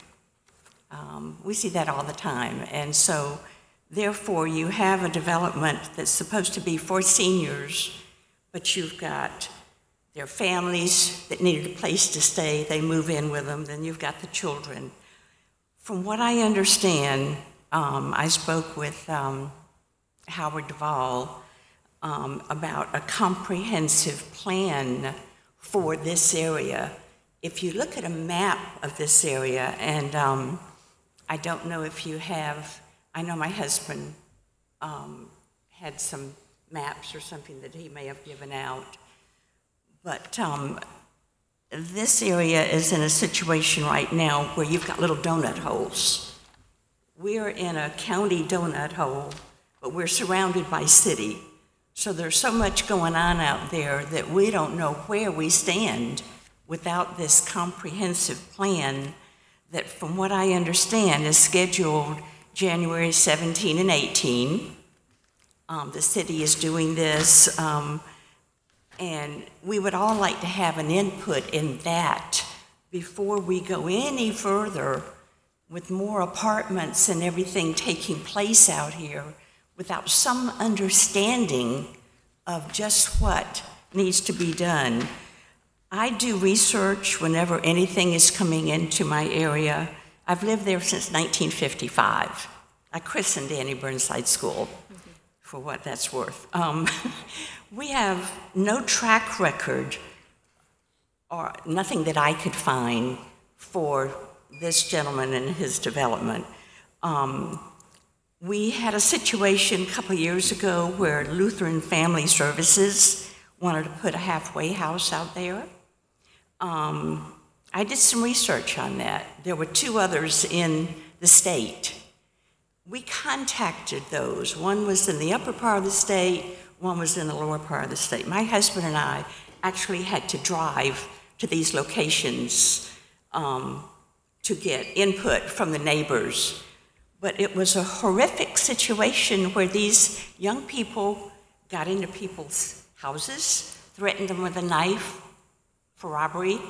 I mean, Lutheran Family Services, when we got back to the zoning, they found out we had this information. They left. They wanted nothing said about how bad, or how badly, excuse me, these places were run. So that's our concern. Please do not approve anything without a comprehensive plan so that we can know what to expect. Thank you so very much for your testimony. I appreciate it. Thank you. Brian, is there a design overlay for this particular part of the city? No, there's not. The applicant approach the podium, please. So you've heard there are quite a number of concerns that have been brought up about this application that are contrary to some of the things that were discussed as far as the I think the traffic was the main thing. Have you had a traffic study done on this development? We have not. Have not. We are still, we're in the very preliminary stages as far as timelines go. Construction actually would not begin till probably a year, 12 to 15 months from now. So we're in the very, like was said before, we still haven't confirmed the exact unit mix. We have a good idea, but we're still in the very preliminary stages of planning, so we do not have a number of those. Like a traffic study is not something that we have done at this point. So you haven't done any due diligence, essentially, as far as what services are available, water, sewer, et cetera? We've done preliminary work on our own, but no, we haven't discussed with the city exact capacity, et cetera. That's something that we would obviously do, but because we're so early in the process, it's not something that we have discussed with them as of right now. So, yeah, and I just want to respond to a couple of the comments were made. As far as one of them was assuring that it will be residents 55 and older. That is something that would be put into the land use agreement that states that, and that basically will hold true for a minimum of 20 years. So that's in the land use agreement. That's basically the guarantee that says that this is what it's going to be. It's going to be for, and I don't make the definition. So it's basically, just to summarize, it's 80% of the residents have to be 55 or older. 80% is the minimum by the federal guidelines. However, each state is different, and basically the way we do it, because making sure that we are in compliance with all the rules, the easiest way is just to say all the units need to be 55 or older. Now, it also says that the head of household has to be 55 or older, and that rule is basically in place to assure that a couple who is 60 and 50, they're not excluded. However, there are rules that you can do as an owner that basically can restrict that further. Like you said, would you make certain lighting requirements? Would you agree to that in order to move forward? Yes, we could, and we can also say on this is easiest thing is we'll put in the land use agreement that all the residents have to be 55 or older. There's a lot of ways to kind of work that to alleviate some of the concerns and give some people some guarantees. Just from my edification, then, so if you're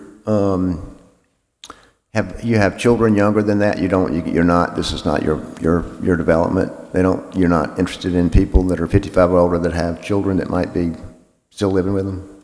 No, there could be, for a 2-bedroom, for example, there can be up to a maximum of 4 people, but there is ways to limit where you can't have, you're not going to have a family of 6 or 7 or living there. And it's like, it's enforceable in any way, basically a lease violation or a rules violation anywhere else is applied. Whether it's an apartment community or business, if you're doing something that you're not allowed to within that lease, and the landlord finds out, in this case, you're given the chance to correct it, you can be fined or you can be evicted. If you don't follow the rules, then you don't qualify to live there. If you're not going to follow the rules management sets out.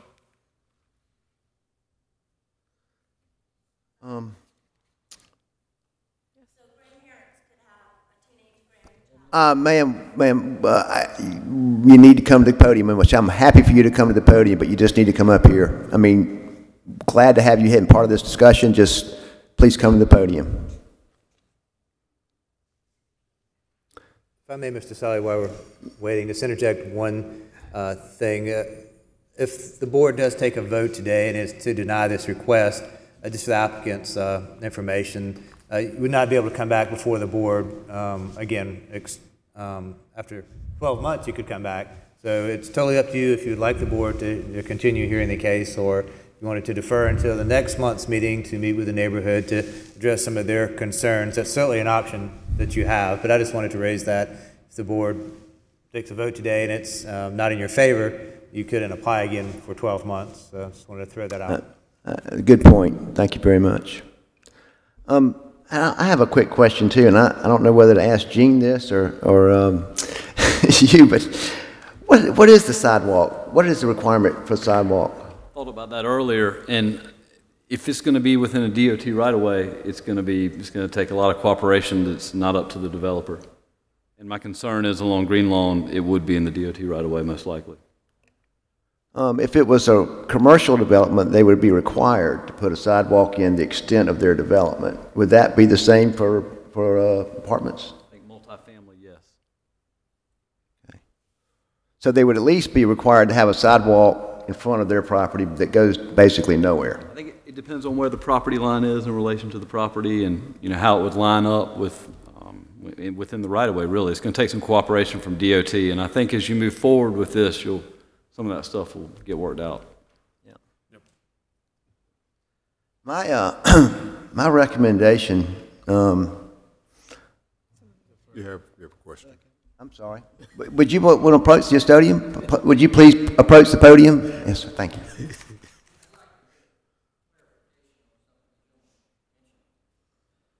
I think you all have in your booklet or a copy of this LIHTC from Congress or from the federal government. It's in your handout, I believe. Did you give her that? You did not give me this. Okay. This document is a federal document. It has guidelines on how senior citizen homes can be established as far as the categories and who can reside in those homes. And there are 3 different categories. One of them is the people that live there have to be over 62, 100% of them. The other category is age 55. Only 80% have to be 55. They've applied for that category.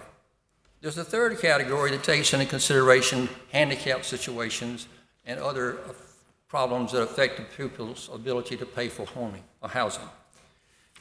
From what I can see of what has happened in our area, the Richland Village is my only example that I can pinpoint, is it was designed back before these guidelines were in place, and it was designated as a senior citizen's home. Well, as I mentioned before... What are you talking about? I'm not sure what property.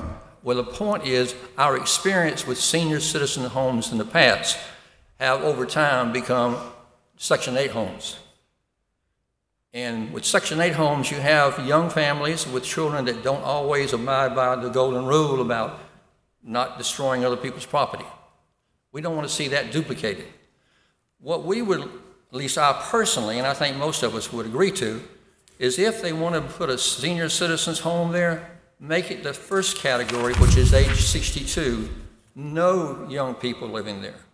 Because, as we all know, young people create problems even for their parents. You mean like those 55-year-olds? Well, 55, yeah, they're younger, but they are more in line with the 80% versus 20% is what I'm concerned about. Of those 20%, those people could be a young couple just starting. I understand. He said he would be willing, as a condition to accept zoning, restrict it to 100%, 55 or older. Or 8 or 70, whatever the guideline here says, 72. Well, the guideline is the minimum guideline, I believe, and I'll have the applicant come back up and address that because I'm not an expert in that, but I believe he's talking about the minimum guideline that's produced by the federal government. The land use agreement can be more restrictive than that, I believe, but I'm not an expert in that. Let him talk to him. May I approach you and hand it out, or give it to her? Yeah, that's fine. Yep. And I hope y'all saw the photographs I made and gave to her. Did you pass those on? That's an example of what happens when you have Section 8 housing and housing where there's no management on staff to control what takes place. It's roadside trash and parking lot trash, especially the property we're going to discuss next on Patterson Road. Right.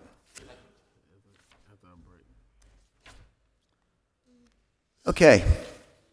Would the applicant please approach the podium again? Did you want to approach the podium again? Okay. I think we've got the gist of it. Well, thank you. What I'm just saying is, well, based on the answers from the applicant, it doesn't seem like they have prepared and planned properly. It's an idea, and they'll build as they go or plan it as they go. And I'm not really satisfied with their answers or their ideas. And again, it's not safe for seniors in a commercial area. Thank you. Thank you, sir.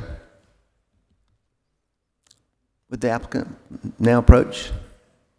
I think we're good. You want to come up?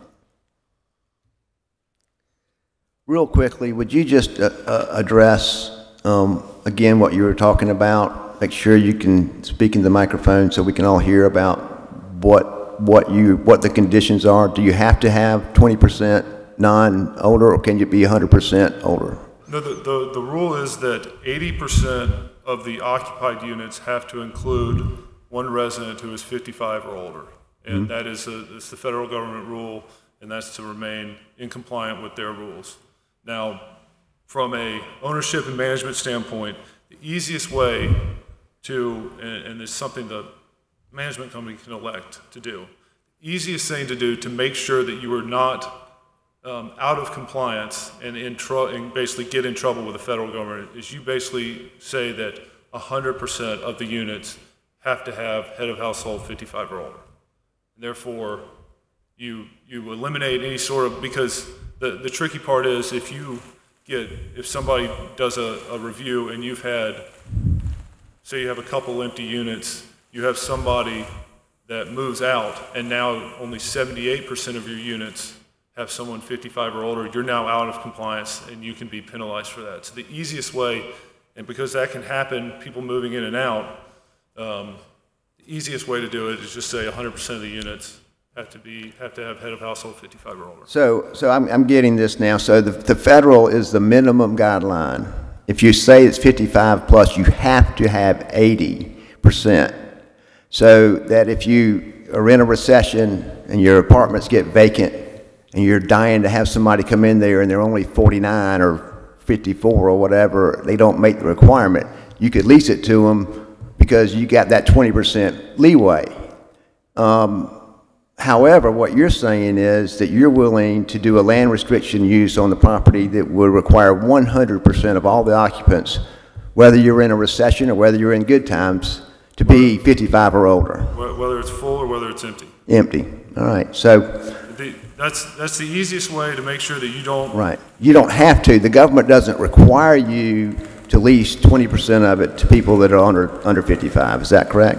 No, they do not require. They say a minimum of 80% has to be head of household 55 or older. The other 20, they don't tell you what to do. They put a minimum of what. And that's so that you can call yourself a senior housing project, basically. The government's saying if you're going to call yourself a senior housing project, then you have to have these minimum criteria. Yeah, there's basically three kinds of projects. There's family, there's, and again, they set the definitions and the rules. The senior, which is 55 and older, where the head of household has to be 55 or older. And then there's elderly, which is 62 and older. All members of the unit, all residents of the unit have to be 62 or older. Right. Okay. So I get it. I mean, normally when you're changing the use from general commercial to residential, you don't anticipate having any issues because, believe me, 95% of the time when we have that, people are delighted not to have general commercial uses trade those for residential uses. But you've brought this group has come here and the number one thing that they've established is how important it is for you as a developer to meet with these people prior to bringing it here, because I felt like, they're asking us questions they should be asking you, and they can't really speak directly to you in this setting. You need to be in a situation, in my opinion, where you can address these concerns, like the one about the 80% housing and whether it's going to turn into a Section 8 housing later on after it's been done, and those kind of things, so that you'll know what to expect coming in here, as opposed to us all being, surprised. And then a lot of these fears are things that have happened today that you could have taken care of prior to coming here, and we wouldn't have spent 3 hours, working on all this. So it's my strong suggestion, and I would be willing to put it to a vote, and I think we would probably agree that we defer this at least a month and let you have a conversation with the neighborhood, address their concerns. I think you would be wise to have a traffic study done. Those are, your site is so that you have an engineer saying how your development will actually impact the traffic on Green Lawn and have facts, okay? And that would be my recommendation, or we can vote on it right now, and you can let the chips fall where they may. I'd go along with y'all's recommendation. Is that a motion? Was that a motion? Make a motion. I'll make a motion to defer this case until the next BOZA hearing. And can we add the Patterson Road to that? Oh, is it the same developer? No. No, different developer. Oh, great. Sorry. You almost got it in there. Almost. Darn. Good try. Okay, we have a motion. I second it. All in favor say aye. Aye. Opposed? Motion carries. You're deferred.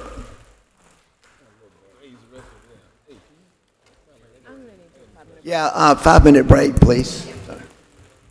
I'm going to reconvene the meeting. If everybody please take a seat. Thank you.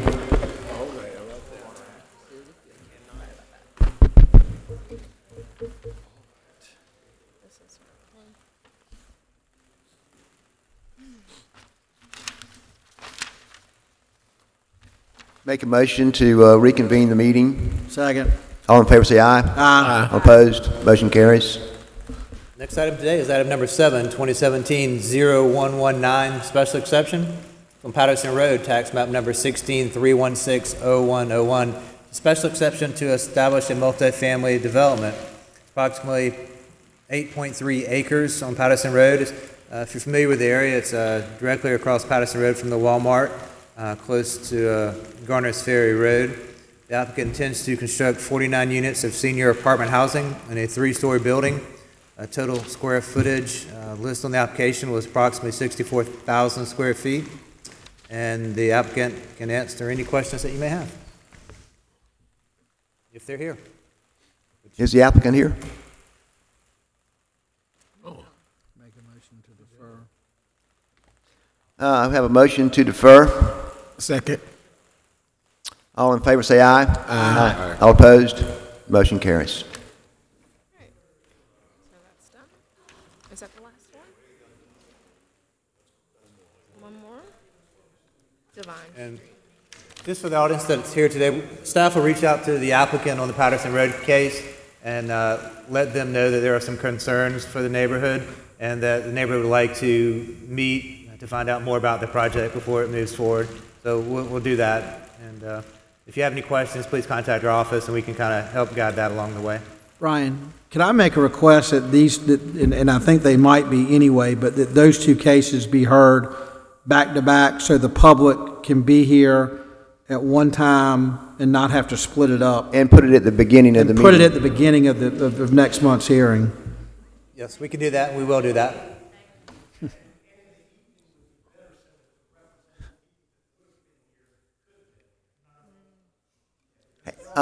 Well, this is when we meet, so sorry. Thank you. Glad for you to ask a question, but please approach the podium before we convene.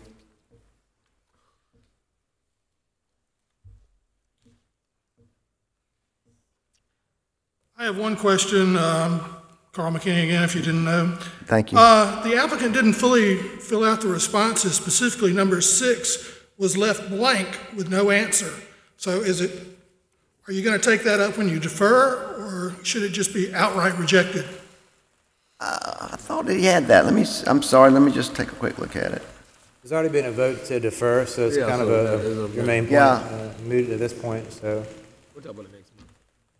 I suspect. And are you going to leave it that way until it's brought up again when it's deferred and ask him then?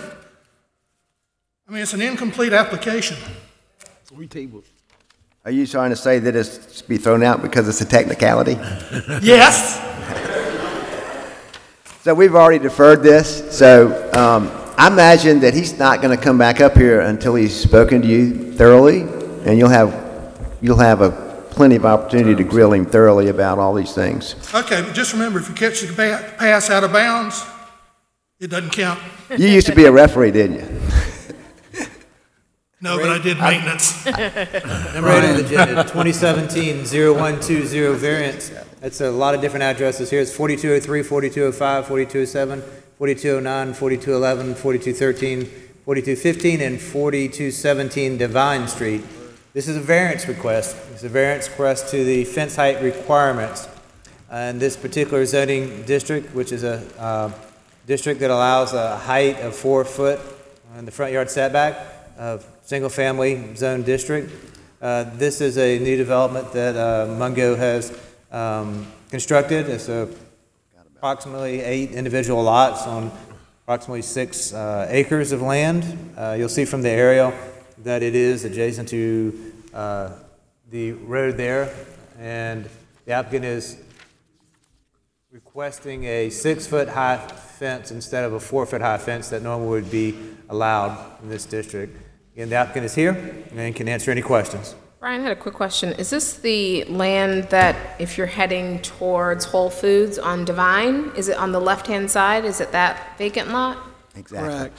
Is that correct? Yes. Yes, thank you so much.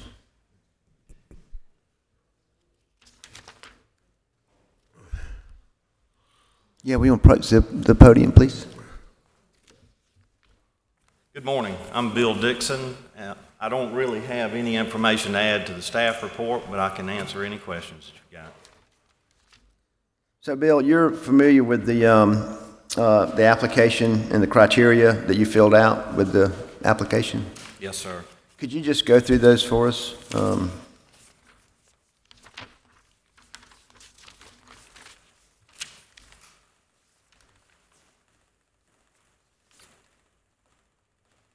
The extraordinary and exceptional conditions. After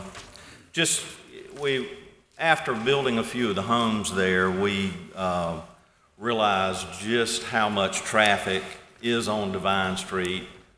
A lot of it doesn't obey the speed limit, and with the safety factors for kids and that sort of thing, saw the need to put a fence and want to do some additional landscaping as well.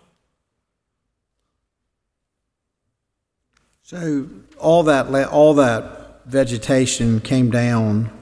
I just hadn't been over there lately. I'm familiar with the property, but y'all have already got the fence up. I did see that, but is all that vegetation gone? The underbrushing is. Most of the trees were left, but we cleaned up a lot of. If you see what was there, it was not attractive, and it was an effort to merchandise the property. Is there a way for y'all to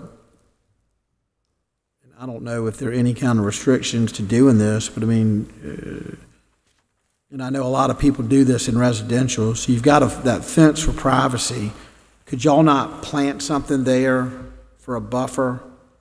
Kind of, I know that there are a lot of, and it's kind of mixed. There are single-family houses on Divine Street. You've also got, like, I don't know if Burnett still has that little house where you used to go get your clothes hemmed up. But is there a way to level what's left of that vegetation and plant something in front of it so it's just not that 6-foot high fence that's sitting there like viburnums that get 15 feet high or lelands right. Or just something? No, we do. In between the fence and the slope coming down to the sidewalk at Divine Street, we do plan on landscaping that entire area in front of the fence. It's something that'll have a height where you're just not looking at a wooden privacy fence coming down. You're still going to see the fence, but it would be, yes, there would be tall, there'd be shrubs and trees. So a variety of different height material. I've walked that property, but I hadn't walked it from, I used to have full disclosure. I had the house across the pond listed that just sold last year. So I'm familiar with it, with some other developers that looked at it as well. But is there, do you know what the drop is between where you would plant something and the top of that 6-foot fence?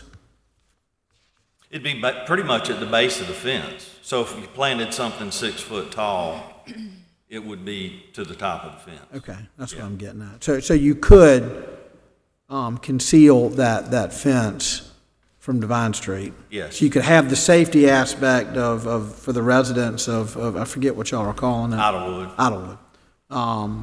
But you could also have just as a sight line coming down Divine Street, you just wouldn't be looking at a wooden privacy fence. Yes, sir. That's right. What's the total square footage or acreage of this lot? It may be in the application, but I couldn't find it. It is, and it's 2 6 or 8. Excuse me, sir? What'd you say? 2 point some odd acres. I can't. Around 2 acres. Is that in correct? Between 2 and 3. Yeah. Thank you. And then on number 2, where it says describe how conditions noted above do not generally apply to other properties or structures in the vicinity, and you mentioned the retaining wall. Would you expound on that a little bit? Yeah, if you're very familiar with the site, the sidewalk at Divine Street, and then there's a big bank of dirt and a retaining wall. That's on the other side of those trees that are fronting on Divine Street. Right there. Okay. Most of the trees are behind the retaining wall. Okay, so most of those are actually behind that. Yes, sir. So that's the retaining wall that was built by the highway department you're talking about when they widened Divine Street, the brick one. Yeah. And most of it's buried at this point. Right. Got it. Yes.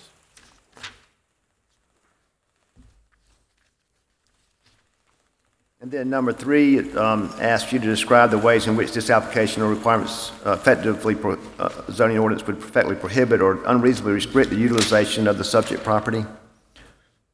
And basically the same safety issue where because of the close proximity of the houses, kids playing in the front yard, close proximity to Divine Street. Yeah, so I'm picturing in my mind like a kickball game and the ball gets knocked over a 4-foot fence, it goes right out in the middle of Divine Street, somebody goes chasing after it and God knows what happens after that. Is that kind of yes, sir. your thought on that? Yeah, and something else I didn't put on the application that was another factor for the height was noise abatement from the traffic. From the traffic. So what is, I know when you pull in, y'all got most of them framed up. What's going to be in between, say, that fence and I think they've all got, or most of them have front-load garages. Is there going to be green space in front of the fence, basically? Yes, sir. There's a kind of a common area. It's part of the lots, but It's a common area in between the driveway and the fence, and that's going to be landscaped like a green area. Right. Okay. And then number 4 was describe the way granting the variance would not have substantial detriment to adjacent property or to the public good. Additionally, in what ways will the granting of the variance not harm the character of this district? Well, basically the statement we put in was that the fence was built to, typical residential standards. If any of you have ridden out there, it's a decent looking fence. We're going to do the landscaping we discussed, and for a residential setting, it's very typical.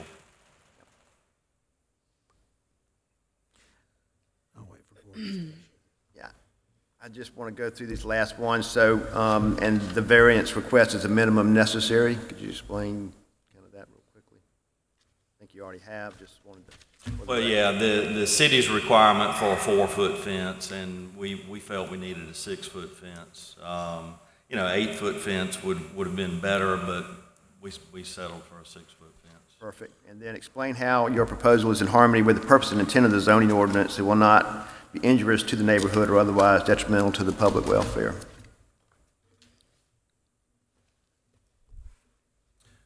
Again, the relationship of Divine Street, the sidewalk, the embankment, and then our front yards of the houses. And it would no way obstruct the view or distance for traffic coming up or down Divine Street from someone entering or the property or exiting the property. it'll be back far enough so that it's not going to obstruct the view of a resident exiting onto Divine Street. And that's correct, because the retaining wall and the bank of dirt. Right. There is some restriction there, but the fence is much further back. Yes, Right. sir. So that would handle that. So, is there anyone else here to speak in favor or against this application?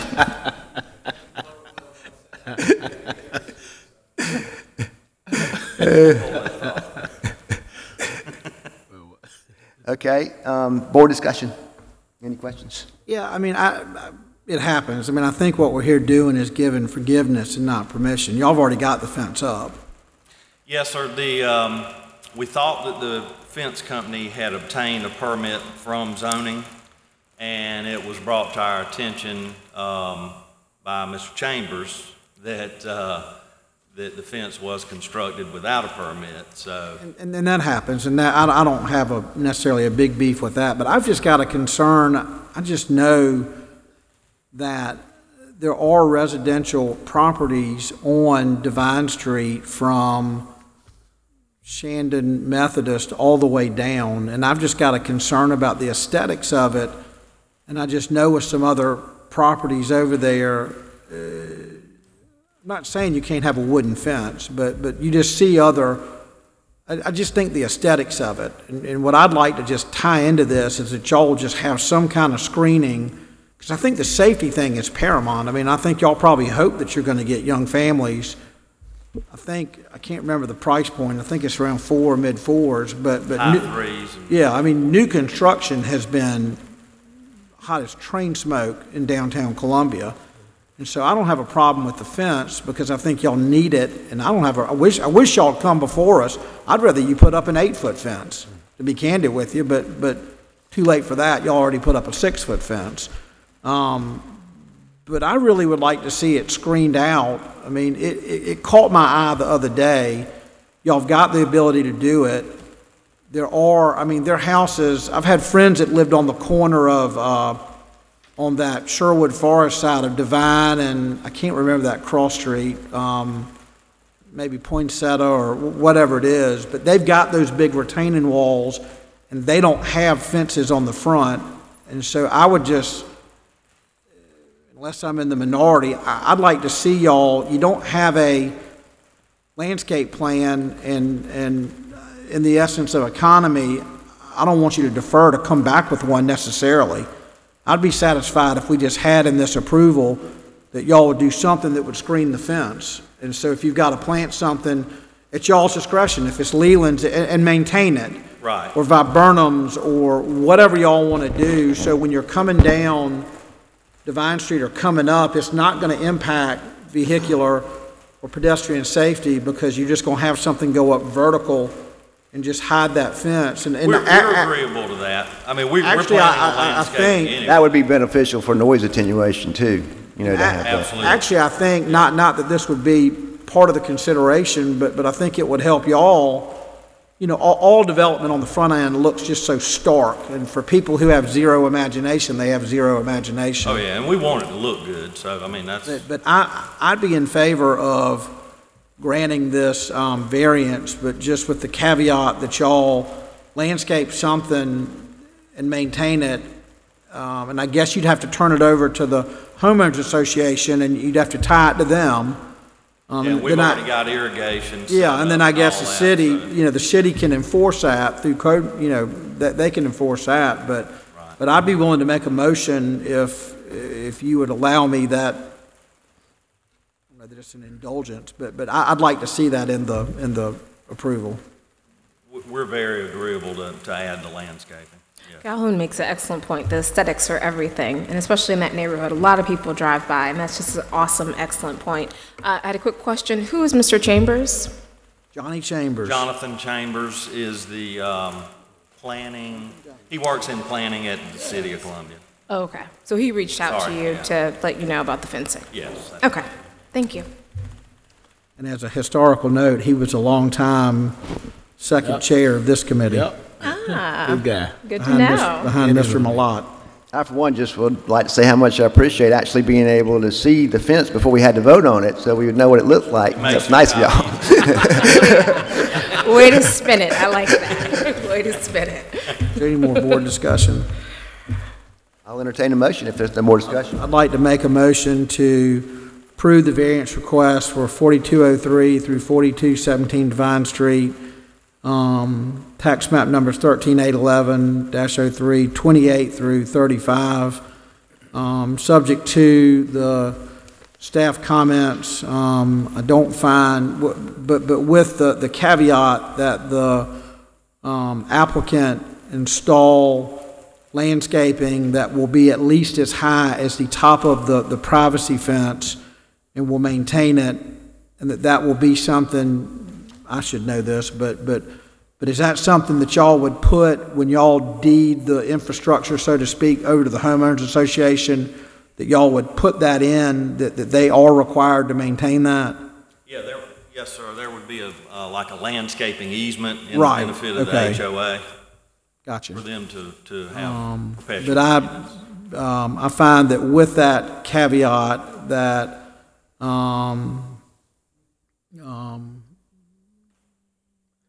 So, just real quick, because I think we want to, don't you want to make, I mean, they should have some landscape, you know, professionally landscaped. I don't want to say they had to build a hedge completely all the way around with 6 foot trees. Well, let me ask, so can I put the burden on staff that it would be something that would fall under the landscaping, a landscaping requirement that y'all would approve? But again, my caveat is that I'd like to have it maintained at the same height of that fence, so you're basically not going to see that wooden privacy fence on Divine Street.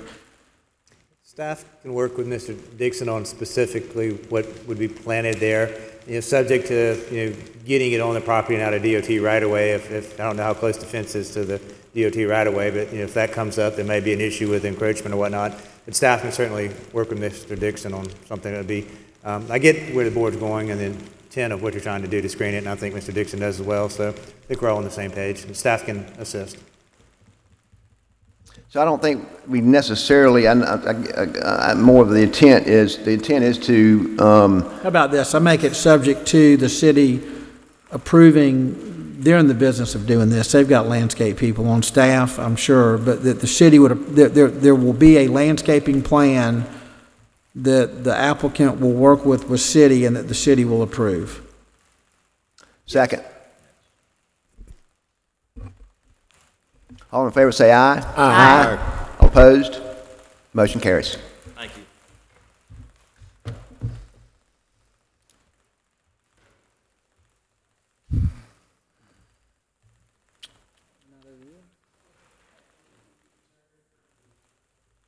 Mr. Chairman, that's all the business that we have today.